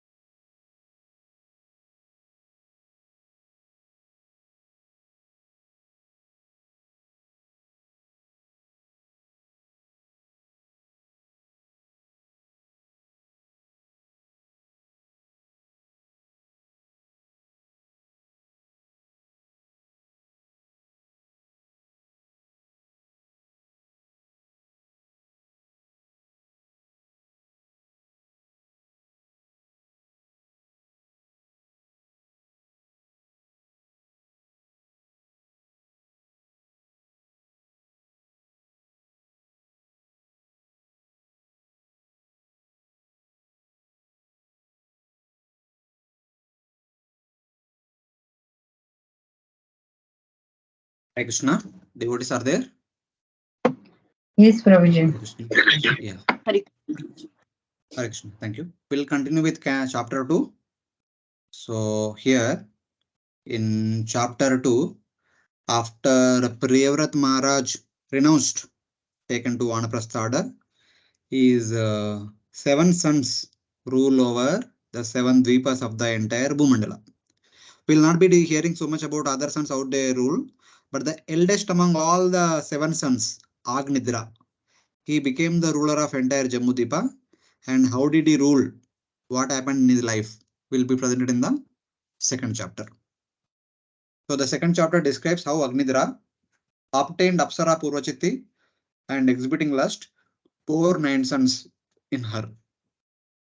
So it is a small chapter, and this chapter a little bit esoteric. We'll not get into so many details. We'll just try to discuss plainly, and we'll try to do this chapter today. So please read the translation. Shri Shukadev Goswami continued. After his father Maharaj Priyavrata departed to follow the path of spiritual life by undergoing austerities, King Agnidra completely obeyed his order. Strictly observing the principles of religion, he gave full protection to the inhabitants of Jambudvipa, as if they were his own begotten sons. Yeah.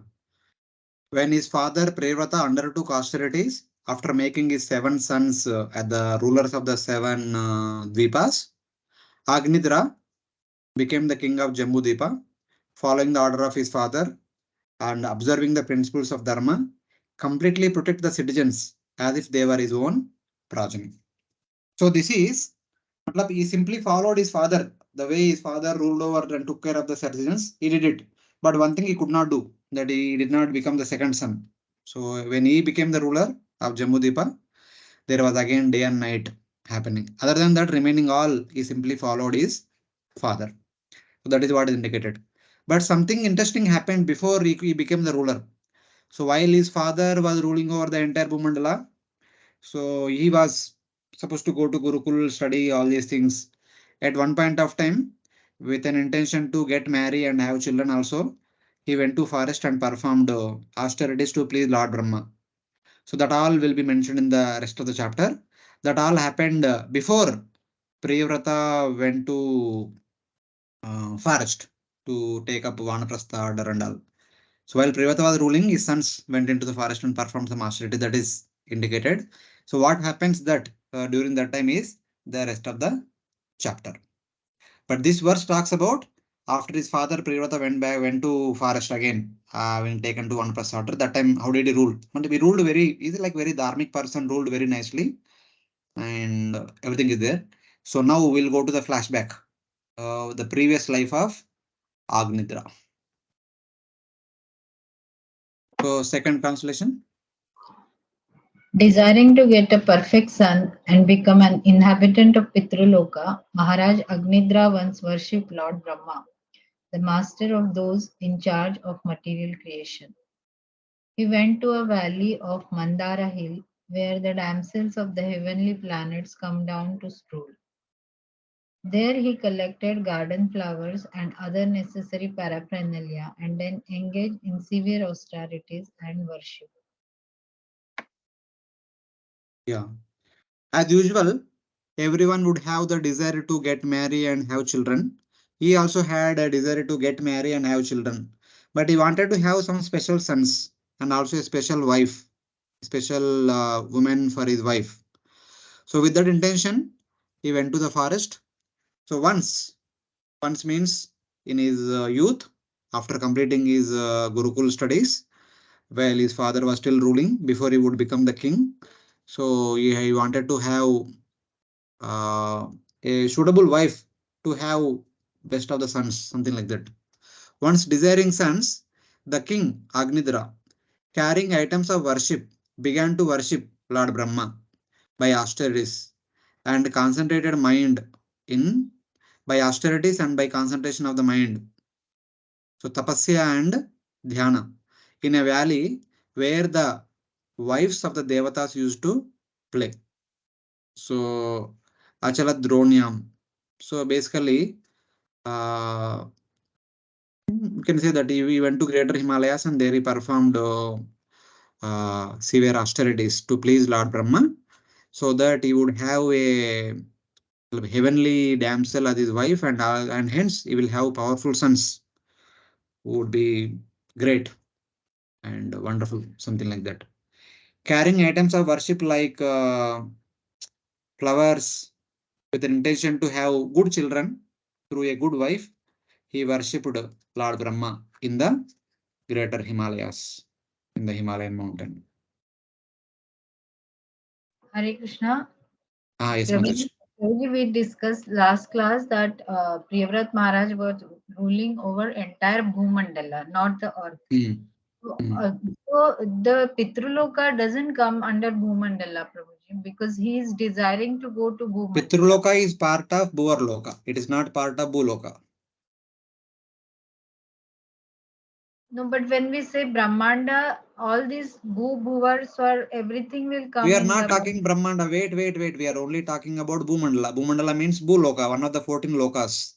Bhuloka is only the Bhumandala. The Pitruloka is part of Bhuvarloka. Bhuloka, Bhuvarloka, Swargaloka. We will discuss about all those things maybe in the later part of the 5th canto, starting from 21st chapter onwards. But there are different lokas. Okay, no, because last class whatever we discussed, I had understanding that Priyavrata Maharaj ruled entire Bhumandala, means all the 14 planetary systems. No. Bhumandala is one of the 14 planetary systems. It is only Bhuloka. It is not the whole universe. He cannot rule. Okay. The Manu had the jurisdiction only after Bhuloka. The Manus do not have any power over other lokas. Okay, so Manu is for Manavas, like that. Manu is only for the Bhumandala or Bhuloka. He and his subsequent children, they all only rule over the entire Bhumandala. Some rule over the entire Bhumandala, some rule over only local areas. Like here, Priyavrata was ruling over entire Bhumandala, but his 7 sons are only ruling only 7 respective Dvipas only. Yeah. So it's like. Bhumandala means only earth, Prabhuji. Abhi wo prashna mat pucho. What is Bhumandala and all? It will understand later on. Fine.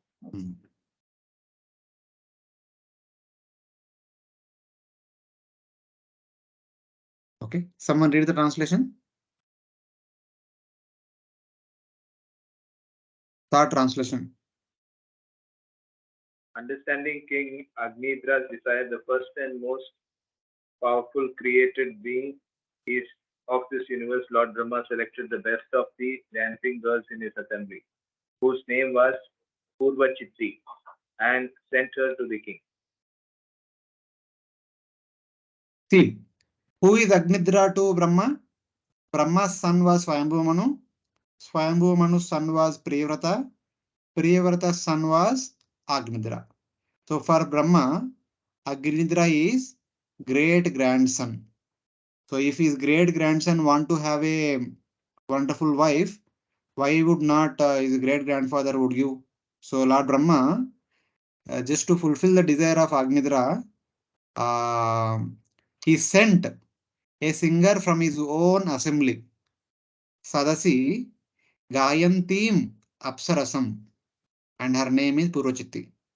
Lord Brahma sent one singer from his own assembly. So it's like that. So her name is Purvachitti.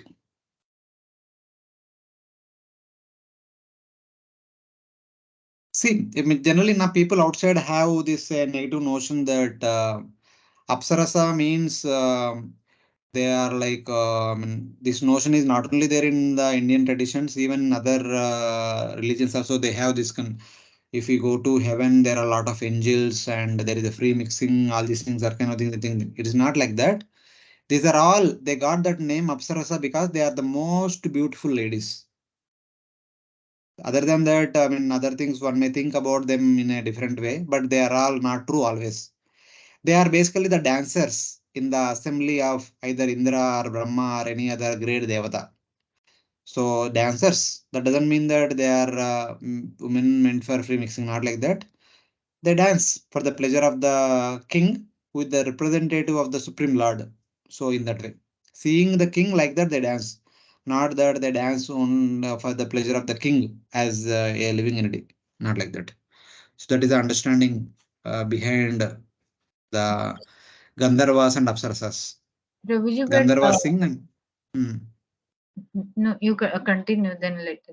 that's all. That's all. Gandharvas dancing and Apsarasas dance for the pleasure of the king, who is the representative of the Supreme Lord. Prabhuji, but in 8th canto, like in Bhagavatam also, only it is mentioned that Apsaras, and in bracket it is written that heavenly prostitute kind of a thing. I mean, that's what I'm saying. Na? Generally, it is mentioned like that, but it is not always like that. Okay. It is there. The Apsarasas, I mean, some of them are duly married, some of them are not duly married. If they wish to be with someone, they can be with someone. Because for Devatas, they don't have rigid rules and regulations like we have. But that doesn't mean that everyone will be like freely mixing with anyone and everyone. So later on at the end of this chapter also we'll see a little bit about that. If they want, they can. But otherwise, it is not that they can, this is their regular business, not like that. They're actually, their daily routine service is dancing for the pleasure of the king with the representative of Supreme Lord. So in that way. Okay. Thank you. Even in the first canto also, when Lord Krishna returned to Dwaraka, the first people who would receive Krishna was like small kids, the unmarried girls. So Prabhupada actually talks about in that section also, even in Dwaraka also there are prostitutes, there was need of them. So that may be because of the circumstances, Prabhupada might be explain that. But in general, the understanding is that the girls who are receiving Lord is the small kids, like during Brahmotsav also in our temple, when Lord starts going for procession, we have so many cultural performances from small girls. This is the traditional culture. So they will lordship or the great personality will be received by the small girls. That is the traditional thing. They represent purity, innocence, and yeah, purity and innocence. So it is like that, without any duplicity. So in that way, that's how we have to connect it. We have to see it. Even traditionally in India also there is a concept called as Devadasi. The Devadasi are those girls whose life activity is only meant for dancing for the pleasure of the lordships, not for the major pleasure of the people around. But eventually what happened? The kings and jamindars started exploiting them. So that all we can say the distortion in the Kali Yuga. But actually they are meant to dance for the pleasure of the Lord. They don't have to mix with anybody. So that is the culture. Devdasis they used to call, no, Prabhuji? Devadasis.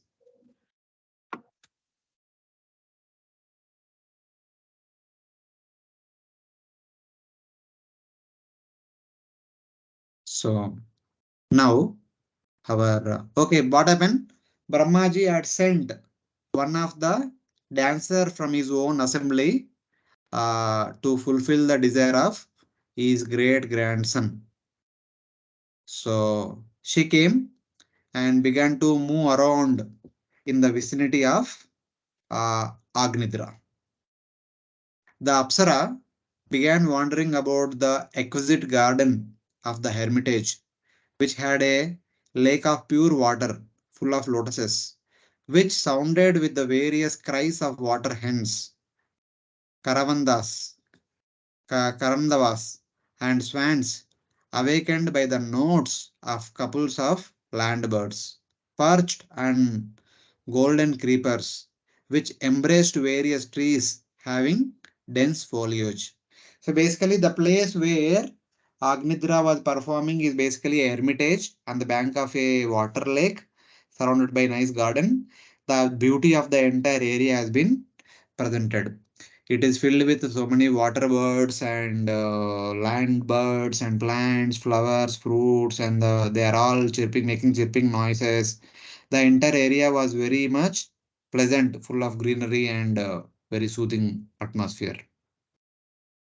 So in that area, she suddenly, being sent by Brahma, she came and began to wander around, move around in the vicinity of Agnidra, who was still sincerely performing austerities to attract his attention. She was moving. That is what is indicated. The hermitage had lakes full of lotuses and resounded with various cries of water birds, which were awakened by the notes of pairs of land birds sitting on the golden creepers, embracing the trunks of various trees with dense foliage. So the entire atmosphere has been presented. Yeah, please read the translation. So what happened then? As Purvachitti passed by on the road in a very beautiful style and mood of her own, the pleasing ornaments on her ankles tinkled with her every step. Although Prince Agnidra was controlling his senses, practicing yoga with half open eyes, he could see her with his lotus like eyes, and when he heard the sweet tinkling of her bangles, he opened his eyes slightly more and could see that she was just nearby. Yeah. Hearing the jingling ornaments sounding at every step as she moved her body and walked forward with graceful movements, Agnidra opened his eyes, which were half closed because of his samadhi, and saw her. So, having heard the twinkling sounds which are produced due to the walking of Purvachiti, Agnidra's samadhi was broken. His half closed eyes now became fully closed and he began to look at her. So, the movements of her body and her footsteps as she walked gracefully attracted him. Then, what happened? After looking at her, what happened to him? As she smelled various flowers like a bee, she gave an entrance of Cupid into men's mind by her limbs, her soft words, her glance, humility, shyness, and playful movements, which gave joy to the eyes of men and devatas. Her belt, braid, and part-like brush moved about as she walked quickly in fear of the swarms of bees, which were intoxicated by the fragrance which flowed from her mouth like nectar when she suddenly spoke with a laugh. So, some description about what she was doing. When he looked at her, what she was doing that has been presented. She was moving from one plant to other plant. She was smelling the fragrance of the different flowers. And she was getting astonished by smelling the fragrance of the flowers. On the other side, bumblebees are attracted to the fragrance of her and they are following her. So, when the bumblebees are attacking her, she, in order to escape from them, she was walking fastly. So, that has been mentioned in this verse. He appeared to be stunned, but this was imitation, showing his skillfulness. So, looking at her, so apparently he was kind of stunned. But the entire episode, which will be mentioned in the next verses, it's all the skillfulness of Agnidra. We will see how it is. So these are all like which is mentioned in the verse only. So when looking at the fragrance of the different flowers, smelling, she would say that this is nice, that is nice. As she was speaking from her mouth, when that water droplets coming out, they seems to be like nectar, and they would emit different variety of fragrance, which was new to the bumblebees. So they thought that so some nectar has come. So in order to catch that nectar, they are following after her. So she is running away from them. So that is the understanding. So becoming bewildered and seeing her, he speaks the next 10 verses, starting from verse number 7 to 16. Agnidra speaks, but his speech is his skillfulness. We will see in those verses that he speaks as if he does not know anything. He is innocent.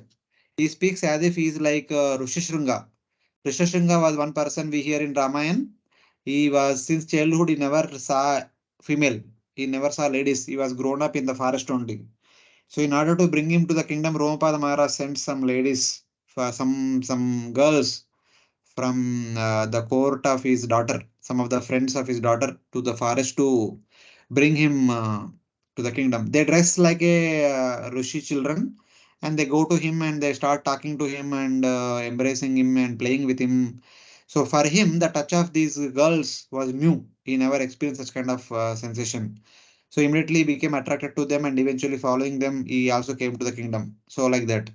So here Priyavrata speaks like that as if he never saw, never heard, and um, never touched a girl since his childhood. So with that, he speaks all these future words. That all shows his art of speaking, his skill in speaking, not that he does not know anything.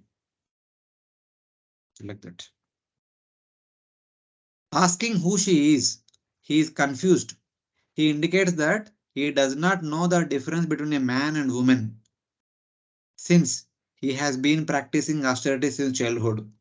As if he was staying in the forest only, he never saw and never encountered a woman.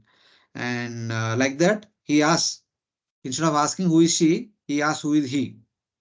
So, like that, we will see in the upcoming verses. Please read the translation.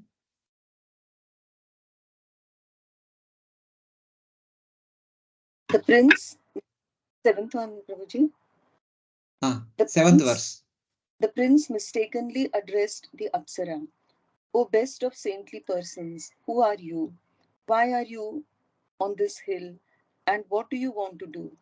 Are you one of the illusory potencies of the Supreme Personality of Godhead? You seem to be carrying two bows without strings.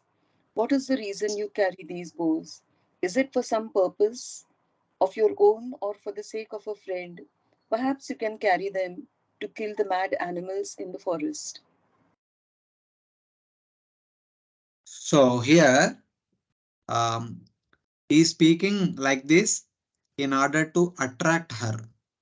It's not that he does not know all these things. All these verses which he speaks now, all these are simply to attract her. He is trying to show his innocence in front of her. So that is understanding. Who are you? Oh, best of the sages. Oh, Munvarya, Katvam. Who are you? What do you want to do at this mountain? Are you Maya, the energy of the Supreme Lord? You are carrying two bows without bowstrings. Oh, friend, what use are they? Are you hunting inattentive animals in the forest? So, like in the Ramayana also, Lord Rama and Lava and Lakshmana, they dressed like wandering mendicants, but they were carrying the bows.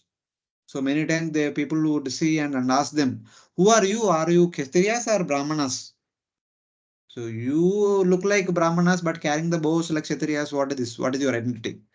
Same way, is asking that. So I came to the forest to perform austerities since my childhood. And are you, or do you also have come to forest to perform austerities? So what kind of sage are you? And why are you carrying two bows like that? He is asking. So whom you are going to hunt? So like that is saying. Oh, best of the sages, are you staying here like me to perform austerities?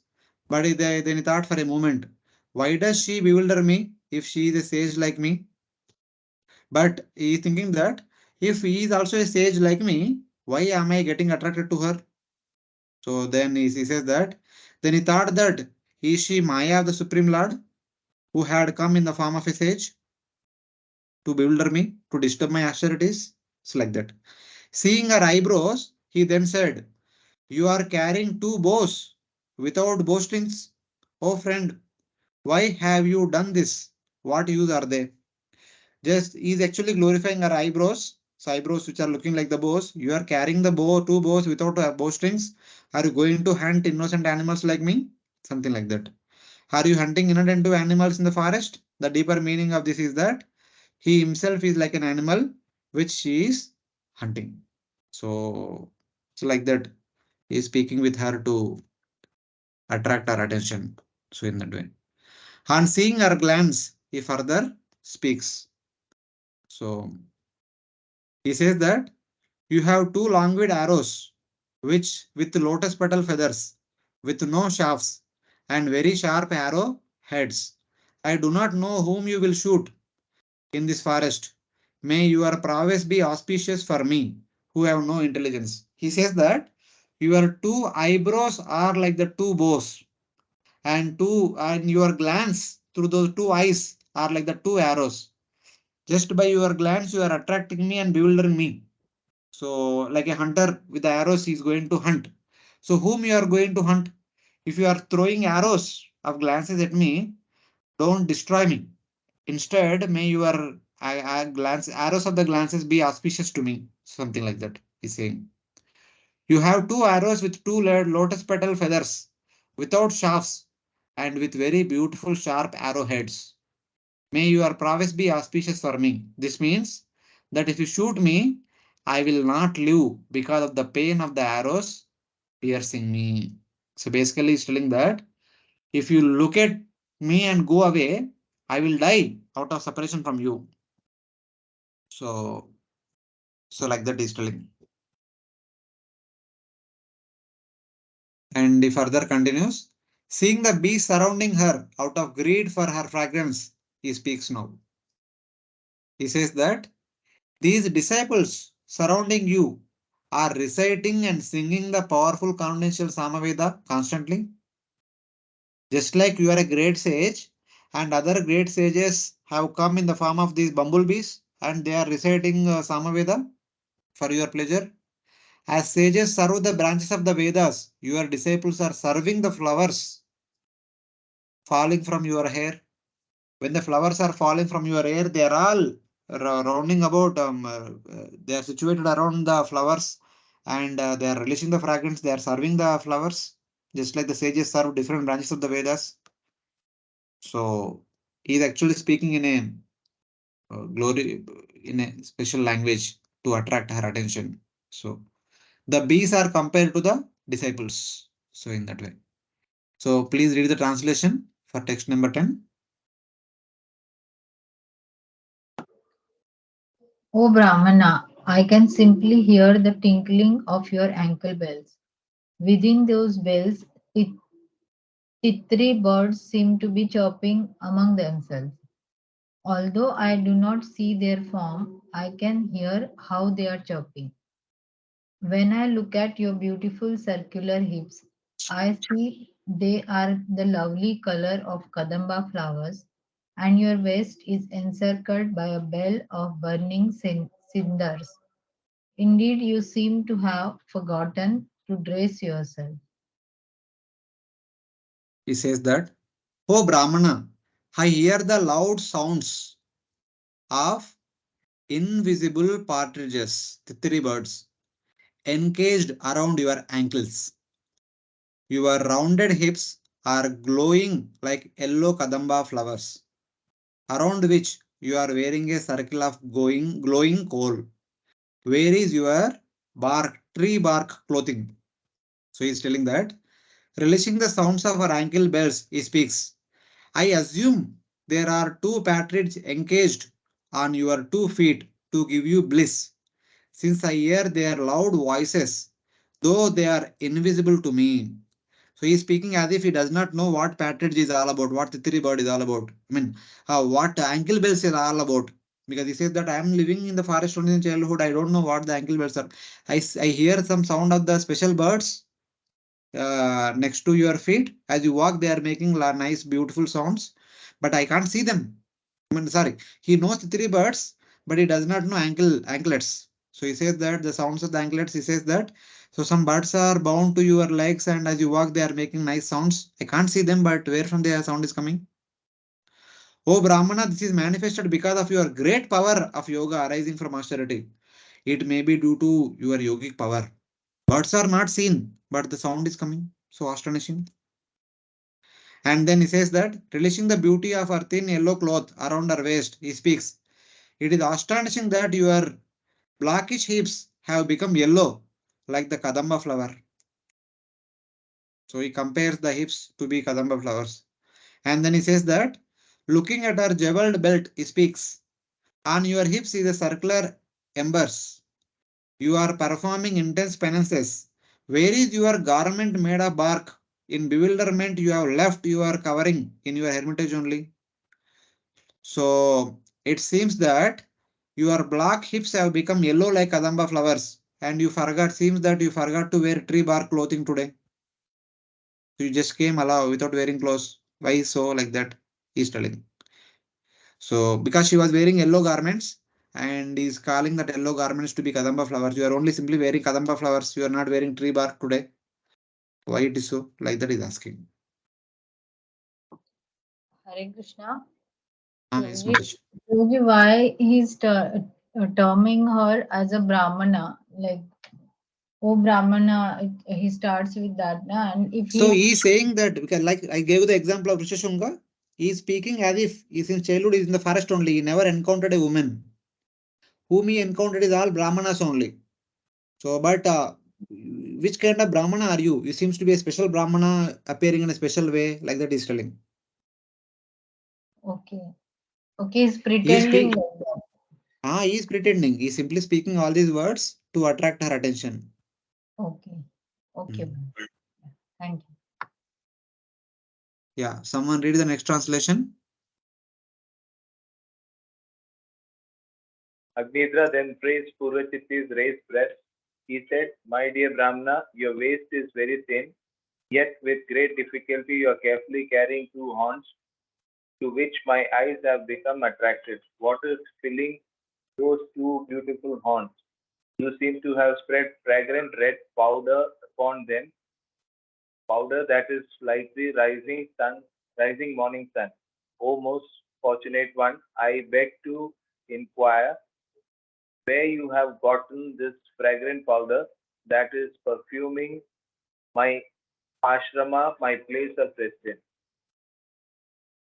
Yeah, he further continues. Oh Brahmana, what are you holding in the uh, two beautiful horns on your chest? You are very thin at the waist, and with difficulty you are carrying them. I am seeing that. Oh fortunate one, on the two horns there is fragrant red mud, which is perfuming my hermitage. So he says that, seeing her breast, he speaks. Oh Brahmana, what valuable jewels are within those two horns, which you cover up and seeing me. Though you are a Brahmana, you are carrying two horns on your chest, and within them you are holding some attractive objects, since you carrying them with difficulty, though you are very thin at the waist. Seeing the kumkuma on her breast, he speaks. On your two horns you have some mud, fragrant and red from some lake. So, like that is simply glorifying her in a special way. And he further says that, oh good friend, show me your country where people have such astonishing links attached to their chest, which are attractive to persons like me. He's basically saying that till now I have seen many sages, but none of them look like you. So you must be coming from different country where that country filled with sages like you only. Can you please take me to your country and show me the country with the such kind of sages? Those people hold very astonishing nectar arising from words in their mouths and have beauty on their lips. So like that. These sages are very special. They have nectar in their mouth and they have attractive lips, something like that. So thinking that she would say that she would say that, but these are not Hans. In answer, he says that the persons of that place carries two astonishing limbs on his chest, which attract the minds of persons like me. The persons of your country also carry something very astonishing in his mouth, nectar from sweet words and beauty of the lips. Can you please take me to your country and introduce me to such kind of people? Like that he's asking. The word Adi indicates the fragrant honey of her smile and joking. So in that way. And he further says, what is the means of subsistence of the people of your place? How you sages are surviving? So we are surviving based on the roots and fruits and our mouth does not produce such kind of fragrance, but your mouth producing such a wonderful fragrance. What do you eat? Something like that. Oh sage, because of your chewing, the fragrance of the sacrifice is coming here. So from your mouth, since you have chewed, your lips are red and that is coming a beautiful fragrance. That is as good as when we perform yajna, whatever fragrance comes when we offer ghee into the fire, such kind of fragrance is coming from you. Are you a portion of Lord Vishnu? You have two Makara earrings which shine continuously. Just like Lord Vishnu has Makara Kundal, you also have. Are you a portion of Lord Vishnu? Since you also have Makara Kundal. You have a face like a lake with two restless fishes, the two eyes, two rows of shining teeth, upper teeth and lower teeth, like the rows of swans, surrounded by locks of hair, like the swarms of bees, the curly hair. So, noticing the astonishing fragrance emanating from our chewing betel nut, he speaks. By chewing betel, the fragrance of the sacrifice comes here. You maintain your life without eating, since you are a portion of Lord Vishnu. So, you seem that you are a portion of Lord Vishnu, don't need anything to eat. You are maintaining yourself without eating anything, like Lord Vishnu maintains. Lord Vishnu does not need to eat. The Shruti says, the Lord looks at the Jiva without eating. Shvetavata Upanishad. We have that verse in the Bhagavad Gita, Prabhupada always quotes. There is a pipal tree. In the tree, there are two birds on the same branch.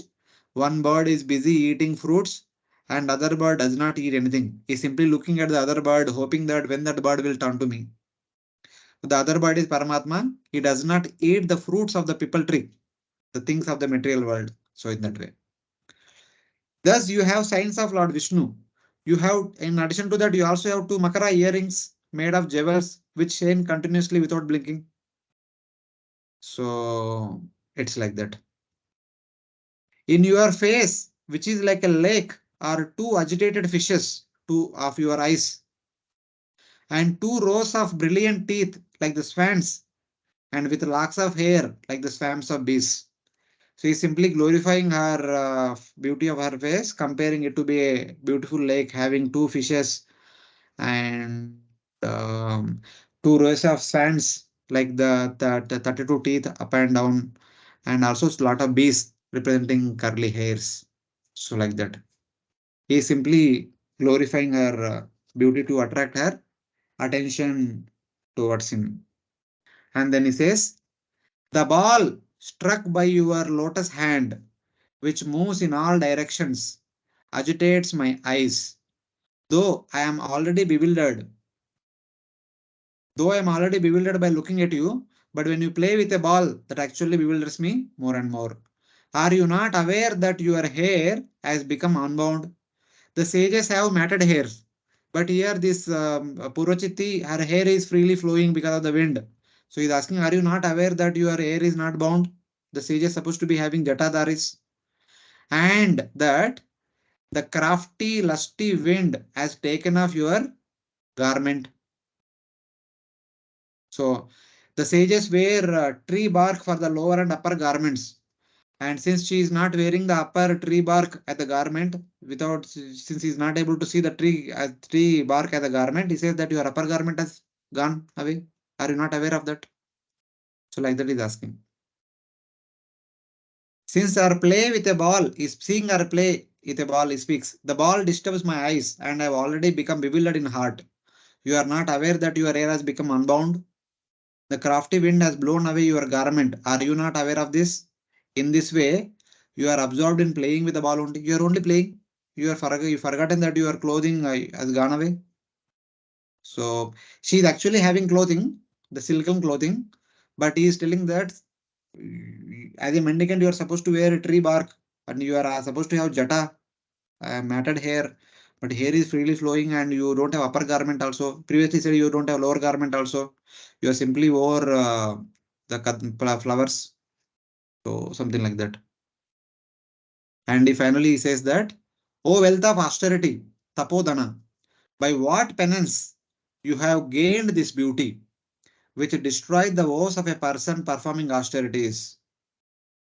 So a person like me who is performing tapasya gets attracted to you. What kind of penance you performed by which you got this beauty? You should join me in performing austerities. You stay here along with me and continue to perform austerities to make me happy. Oh friend, or perhaps Brahma has been merciful to fulfill my desires for a wife.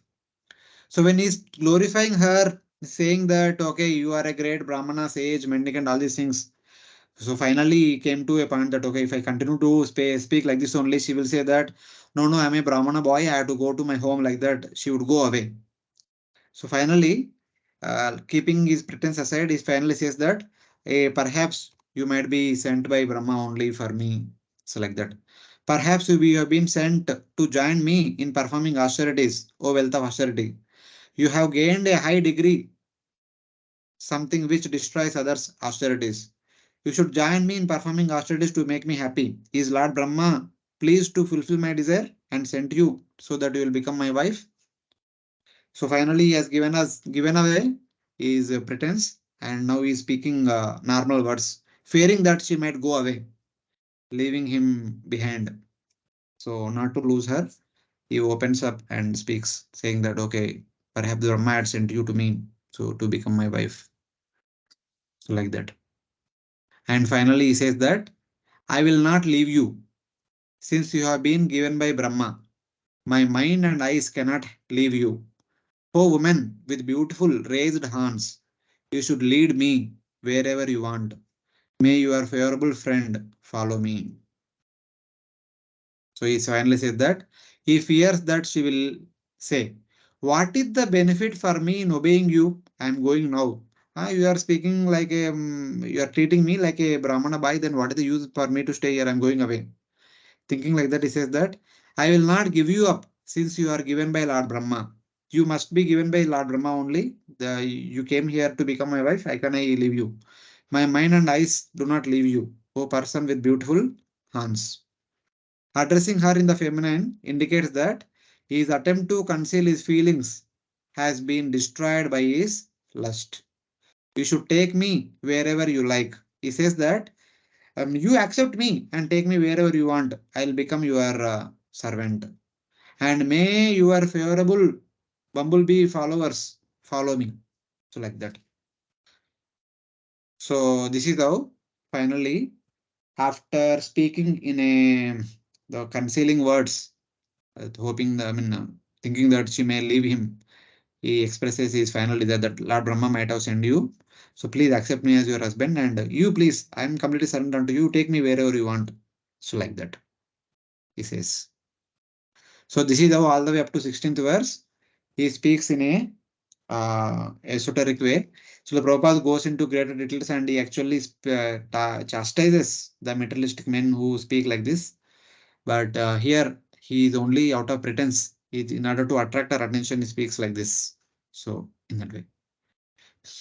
Please read the translation, 17th verse. Hare Krishna. It's Mataji.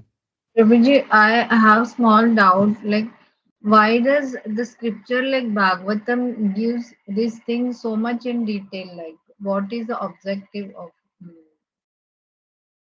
Because this is been sung among the great rishis and maharshis, and it is called as a Paramhansa Samhita. So, what is the objective?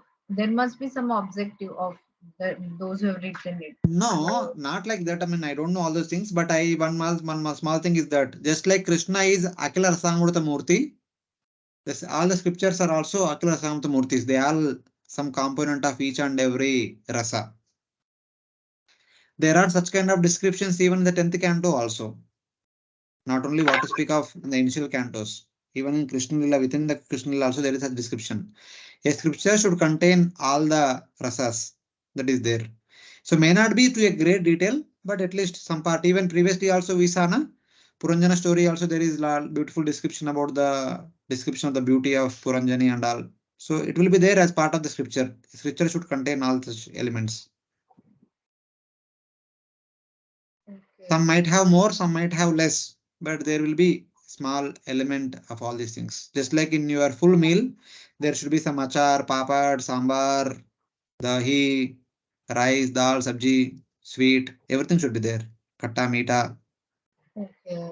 Yeah, because I was thinking like when Shaunaka Rishi and their 88,000 sages, they are discussing Bhagavatam and such thing is discussed among those all rishis, how it sounds like and how what effect it will have on their mind.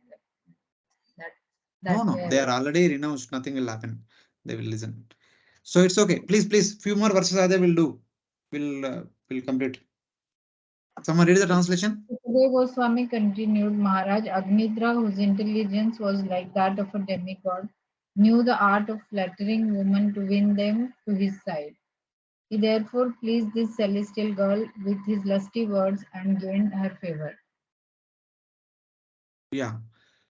Being expert at entreating a woman, Agnidra, who had the intelligence of a Devata, worshipped this Devata woman. She is not an ordinary woman. She directly coming from Satyaloka, the assembly of Lord Brahma, with words filled with the expertise of a materialist. Grama Vaidagdaya Paribhashaya. He is speaking like an ordinary person, but he is not an ordinary person. He is a great dharmic person. These are all just words of flattery only. His words are the cleverness of a materialist. Then Sukadeva Goswami says that attracted by the intelligence, behavior, beauty, youth, wealth, and magnanimity of Agnidra. On the other side, Agnidra is also not ordinary person. He has intelligence, good behavior, beauty, bodily beauty, youthful appearance, and great wealth. He is the king of the entire. He will become the king of the entire Jambudipa, and magnanimity of Agnidra, who was the king of Jambudipa, who would become the king of Jambudipa after marriage when he goes back. And master of all heroes, Purochiti, lived with him for 100 million years and enjoyed earthly and heavenly happiness. So, being sent by Brahma, she lived with him for Ayuta Parivastara Upalakshanam Kalam. Ayuta means 10,000. Another Ayuta is 10,000. 10,000 is 100 million years, which is equal to 23.15 Chaturyugas. So when I was making these slides, I was looking at. So how is it? Priyavrata already lived in the ashram for 36 Chaturyugas. When he came home, he ruled for 25 Chaturyugas. Then he renounced. Then his sons became kings. Then they ruled over some time. But if in the case of Agnidra, it is said that Agnidra and Purochita lived together for 23 Chaturyugas. Then what does it mean? Did he become married and become king after his father left? Then 36 plus 25 plus 23, it will go beyond one Manvantara. Manvantara only has 71. So that's why I was telling in the beginning of the class, that beginning of this chapter, that while Priyavrata Maharaj was ruling, Agnidra went to forest and performed the austerities, and he got Purachiti as his wife, and they were living together as a duly wedded wife and husband in the home. And they spent a lot of time together, and eventually one fine day, our Priyavrata Maharaj renounced, making his sons as the kings, and then he became king and ruled for some time, not exactly 23, but they were married and lived together, wife and husband, for 23 Chaturyugas. So out of 23, maybe 20, they might be living under the care of their parents. In the last 3 Chaturyugas, he might have ruled. Like that we can take. Because after 25 plus 36, about 60 are over, only 10 Chaturyugas are remaining. So in the 10 Chaturyugas only, Agnidra is supposed to rule his son, like that. Like there are so many kings would come in the future. We will discuss. They are all ruling afterwards only. So like that. So then, having married to Purvachiti, I will live with her for so long. In due course of time, generally the Devatas will have children at the end of their lifespan, something like that. In due course of time, she gave birth to 9 children. So 9 sons. Their names were Nabi, Kimpurusha, Harivarsha, Ilavurta, Ramyaka, Hiranmaya, Kuru, Bhadrashva, and Ketumala. These were the 9 children of Purvachiti and Agnidra. Purvachiti gave birth to these 9 sons, one each year.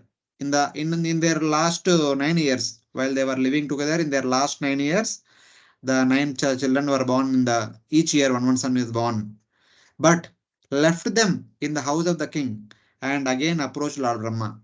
After the birth of the 9th child, immediately she left Agnidra and she went back to Lord Brahma's assembly, where she would continue to dance. So this is what I was telling. The heavenly ladies, their main service for their entire lifespan is only to dance for the pleasure of the leader. So in between, if they like, or by the instruction of some higher authority, they may come down and get married to someone, and then after the needful activity, that needful thing is done, they'll go back. Like Ramba, Urvasi, Menaka, also we hear about Indraji sending them to bewilder Vishwamitra Muni.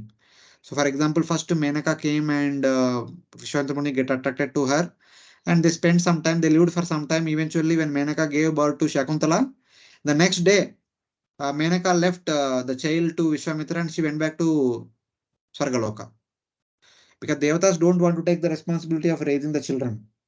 The children are born and then they leave them to this parents and then they go back to their respective place.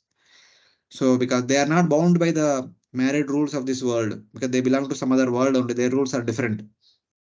She also left. Children were born and but she left. She left the children in the house of the king since she was an Apsara. She is not bound by the human rules. She gave up her affection for them that she previously had. The first child was born 9 years back. So for the last 9 years, she had affection for the first child. But when the ninth child is done, Vaibhav is born, then she left all of them behind. So a human mother cannot do, but since she is belonging to heavenly abodes, she could do it easily. So it is like that. This is the way of living in the heavenly abodes. So they don't have to follow human rules and regulations. Their rules and regulations are entirely different. So in that way. But one astonishing thing happened. Since she is not a ordinary woman, she is coming from the heavenly abode. Because of drinking the breast milk of their mother, the 9 sons of Agnidra naturally had long limbs and great strength. Thus the sons of Agnidra ruled the 9 different parts of Jambudvipa that they had received from their father. These kingdoms were named according to the names of the sons. So basically, just like Priyavrata Maharaj divided Bhumandala into 7 divisions and gave to 7 sons, same way Agnidra divided Jambudvipa into 9 and gave them to his 9 sons and named those places with the names of their sons so that there will be no conflict. This place was given to Ilavrata that became known as Ilavrata Varsha, which was given to Kimpursha that became known as Kimpursha Varsha, so that they will not disturb others or encroach others' property. That was the idea behind that. Because of drinking milk directly from her breast, the sons had naturally long limbs. They ruled the 9 separate kingdoms within Jambudvipa. They are all within Jambudvipa only. So then what happened? Of course, they ruled after some time, but before that, in between, what happened? When Purachiti left behind the 9 sons and went to Brahma's abode, so here he can't continue staying alone. By actions in accordance with the Vedic injunctions, King Agnidra, always thinking of her with great desire, was promoted to the same planet as his celestial wife, where the heavenly residents live in great delight. Yatra Pitara Madayante. So basically, since he had spent with her so much time, Ayuta, some Parivastara, like almost 100 million years he spent with her, there will be natural attraction between them. So since she left him behind, he also wanted to go to the same abode where she is staying. So he followed all the rules and regulations of the Vedic injunctions and perfectly, and eventually he was also promoted to the same place where she was living, and he will continue to live with her for some more time, and from there he will go back to Godhead eventually. He thought of her with great desire. By performing actions according to the Vedas, he attains our planet where the Pitas enjoy. So this is about his journey where he went. So instead of going directly to spiritual world, initially he went to the abode where his wife is staying.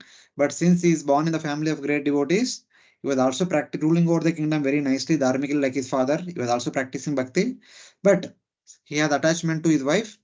He wanted to stay with her for some more time. So that was about Agnidra and his journey. So on the other side, his 9 sons became the rulers of the 9 divisions within Jambudvipa, and they themselves married the 9 daughters of Meru. named Meru Devi, Pratirupa, Ugradrimshti, Lata, Ramya, Shama, Nari, Badra, and Deva Viti. And they ruled the 9 divisions within Jambudvipa, which are located around Mount Meru in Jambudvipa. Because for a person to become king and rule over the kingdom, he should be married. Without marriage, a brahmachari not supposed to, a unmarried person not supposed to rule as a king. That is the default rule. So they should become married and then can rule over the kingdom. That was the prerequisite. So that's how they married and continued to rule. So this is all about our Agnidra and also his father Priyavrata. In the next class, we will discuss about the eldest son among the 9 sons of Agnidra, that is Nabi. These topics will be present in the 3rd chapter. Okay, so we are done with our chapter. Any questions? Finally, couple of minutes. We are already late, but still. Prabhuji, Priyavrata Maharaj had divided already the island into 7 by giving 7 sons. So whatever came in Agnidra's part, he divided that further where his sons ruled. That is how it should be understood. Yes. Within Jambudvipa, there are 9 divisions and they were given to his 9 sons, and they will be known after the names of these 9 sons for the rest of eternity. It is like that. Hare Krishna Prabhuji. Yes, Mataji. Agnidra went to Pitrulok. You mentioned now. So he did not go to the place where Purvachitti was serving Brahma. No, actually, the Pitraloka is indicated. Pitraloka means there where Purvaj previous descendants were there. But here, actually, he wanted to be with his wife only. So here, one thing, even when I was reading, I was thinking that Lord Brahma sent the dancer from his own assembly. But whether that assembly was in Satyaloka or Pitraloka, we are not sure. That is not clearly mentioned. Lord Brahma can also have one of his assemblies in Pitraloka also. If he had a assembly in Pitraloka and in the assembly she was a dancer, if that is the case, so he had gone to Pitraloka only. So like that we can take. So this Pitruloka, actually it is on the moon planet, na? A part of it. Yeah. Normally the Pitraloka is in the moon planet. If that is the case, we can think like that. Or if she is there actually in Satyaloka, he might have gone to Satyaloka also. We don't know where exactly she is coming from. It is mentioned Pitraloka means this desire itself is indicative of going to the place where our ancestors and our family members are there. That desire is connected to Pitraloka. Okay. So because his wife Want was to be with one's previous family members is the concept of Pitraloka. So in that way. Okay, yes. Thank you. Anyone else have any questions based on the current discussion? Otherwise, Madhavi Govik Mataji was telling that some questions she has from previous class. Quickly, Mataji. Yes, Prabhuji. Prabhuji, this is from the 16th verse of the previous chapter, where it is saying that while sleeping, one dreams many unreal things. But when he awakens, he disregards them and makes progress in factual life. Similarly, a liberated person, one who has completely understood that he is not a body but a spirit soul, disregards past activities performed in ignorance and performs his present activities in such a way to produce no reaction. So I didn't understand that unless one is freed from all karmic reaction, one cannot become liberated. No, Prabhuji. So how then one who is in a liberated state get particular reactions? See here, who is speaking to whom? Who is speaking this verse to whom?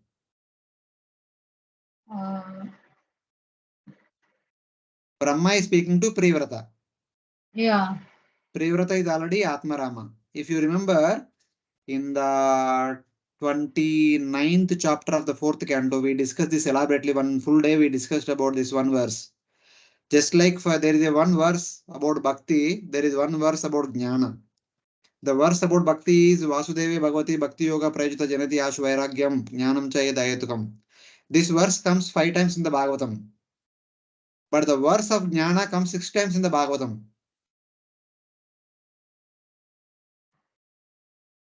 That says that the basic, the fundamental principle of Jnana is that the Jnana sadhana, they should treat this entire world, the samsara, to be a dream. In the night time, when we sleep, we get a dream. When we get up from the sleep, we remember about the dream. We talk about the dream. In the dream, we might be something, but we don't behave like that person in the dream after getting up from the dream. Now we behave in a different way only. So our normal existence is like that of the liberated condition. The dream is like the conditioned state. So Lord Rama is telling that, so my dear Priyavrata, you are already in the liberated state. You are already Atma Rama. But I request you to enter into a dream. So you perform activities in the dream. For the people in the dream, they should appear to be like normal activities only. But for you, you know that you are entering into a dream. Like when a person enters into a drama, he enacts all the emotions of the drama. But he knows that he is not the person in the drama. He is only enacting. Ultimately, in the drama, if that role he has got a role that is getting beaten up by hundreds of people. But in the drama, he says that like if he's playing the role of Haridas Tagore, he prays that, okay, please, oh my dear Lord, please forgive them, and they are not doing it because of enmity towards me, something like that. But when he comes out of the drama, there is nothing. But in reality, when somebody beats us, we immediately react. We don't take it as like Haridas Tagore took it. So like that. Lord Rama is telling that I know that the world is full of karma. It has the reactions and bondage also. You come to the world of karma, you behave like the karmis, but you know that you are only playing a role there. So you will not be bound by any of those activities. So like that. Okay. He is requesting him to enter into the dream world Okay. knowingly. So that, I mean, he understands, just like a person playing drama. In the drama, he may be died, he may be killed, he may be beaten up, but he is not beaten up actually. He knew it's all a drama only. Okay. Yeah. So Roji, like and that. there's one more thing, like in 21st verse, it is mentioned that something about Satyaloka and Brahmaloka. So I just wanted that Satyaloka and Brahmaloka is the same planet, or they are two different planets? Same. It is called Satyaloka also, it is called Brahmaloka because Brahma himself resided in there. Okay. Hmm. And it is also mentioned in that same verse that in Satyaloka, which is situated many millions and billions of years away, there is no lamentation, nor there is any old age, death, and anxiety, or the influence of enemies. So, this is in terms of relative thing to our planet. It is mentioned like that because ultimately we see that Brahma also dies. No? So, why it is mentioned that there is no death? Not like that, not like that. No, they will not die, they will not experience old age also. Janma, Mrityu, Jara, Vyadhi, all these are there, na? They Ah, are mainly at our place only. In the other places, there is no Janma, there is no Mrityu, there is no Jara, there is no Vyadhi. They always remain youthful only. In the upper okay. plant system, Only later on in we the will discuss. okay. Wait. Later on we will discuss in the 17th chapter. Other than Bharata Varsha, other than this place, remaining all places, when the mother and father come together within a muhurta, they take birth. For us, Janma is painful because as we study in the third canto, we studied na the embryo grows, develops for 9 months. Lot of pain is going on to the embryo in the womb. And at the time of birth, also there is a lot of pain. After birth, also there is a lot of pain because the mother or ayah does not understand what the child needs. So many things, so many painful conditions are there for the jiva here. But in the heavenly abodes, as soon as the mother and father come together in a muhurta time, the child is born. In another muhurta time, they become 16 years old. In two muhurtas, literally 1.5 hours, he is born and becomes 16 years old. There is no, I mean, from that point of view, there is no pain of birth. And they remain youthful of 16 years old only. And there is no old age, there is no disease, and there is no death. The death what we see here, our death is also painful. Leaving the body means leaving family members, home, bank balance, wealth, this, that, name, fame, everything, and sense gratification, everything we are living. We are our death is compared to the biting of 40,000 scorpions. But in the case of upper planetary system, there is no such death. As soon as their tenure is over, either they go to spiritual world, they will fall down from there. One of the two happens. So it is like that. Okay. So depending on everybody's karma, they will be getting. So only on the Earth planet, whatever Janma Mrityu Jara Vyadhi we say, that is only on the Earth. That is only on Bharatavarsha. Yes. Okay, Bharat Varsha means all the extended part of the. Extended Okay. part of the. No, means it is not only India. That's what I'm saying. Bharat means all the extended. What it is, we don't know. We will come to know about it Yeah, later. yeah. But just Yeah, remember. because I have heard your that cosmology lectures Mhm. for that other batch, no, Prabhuji, that is why I It's know. okay. It's okay. You have any other question? Or done? Yeah, done, Prabhuji. Thank you. Okay. Hare Okay. Krishna, Prabhuji. Yes, Mataji. Prabhuji, I just wanted to ask you that Brahmalok, in the second canto, it is described as if Brahmalok is above Satyalok and it doesn't get destroyed. It is the Vaikuntha. And up No, to that is only in one verse. That is not Brahmalok. That is about of Brahman. Brahman, Okay. Paramatma, and Bhagavan, which are the names of absolute truth.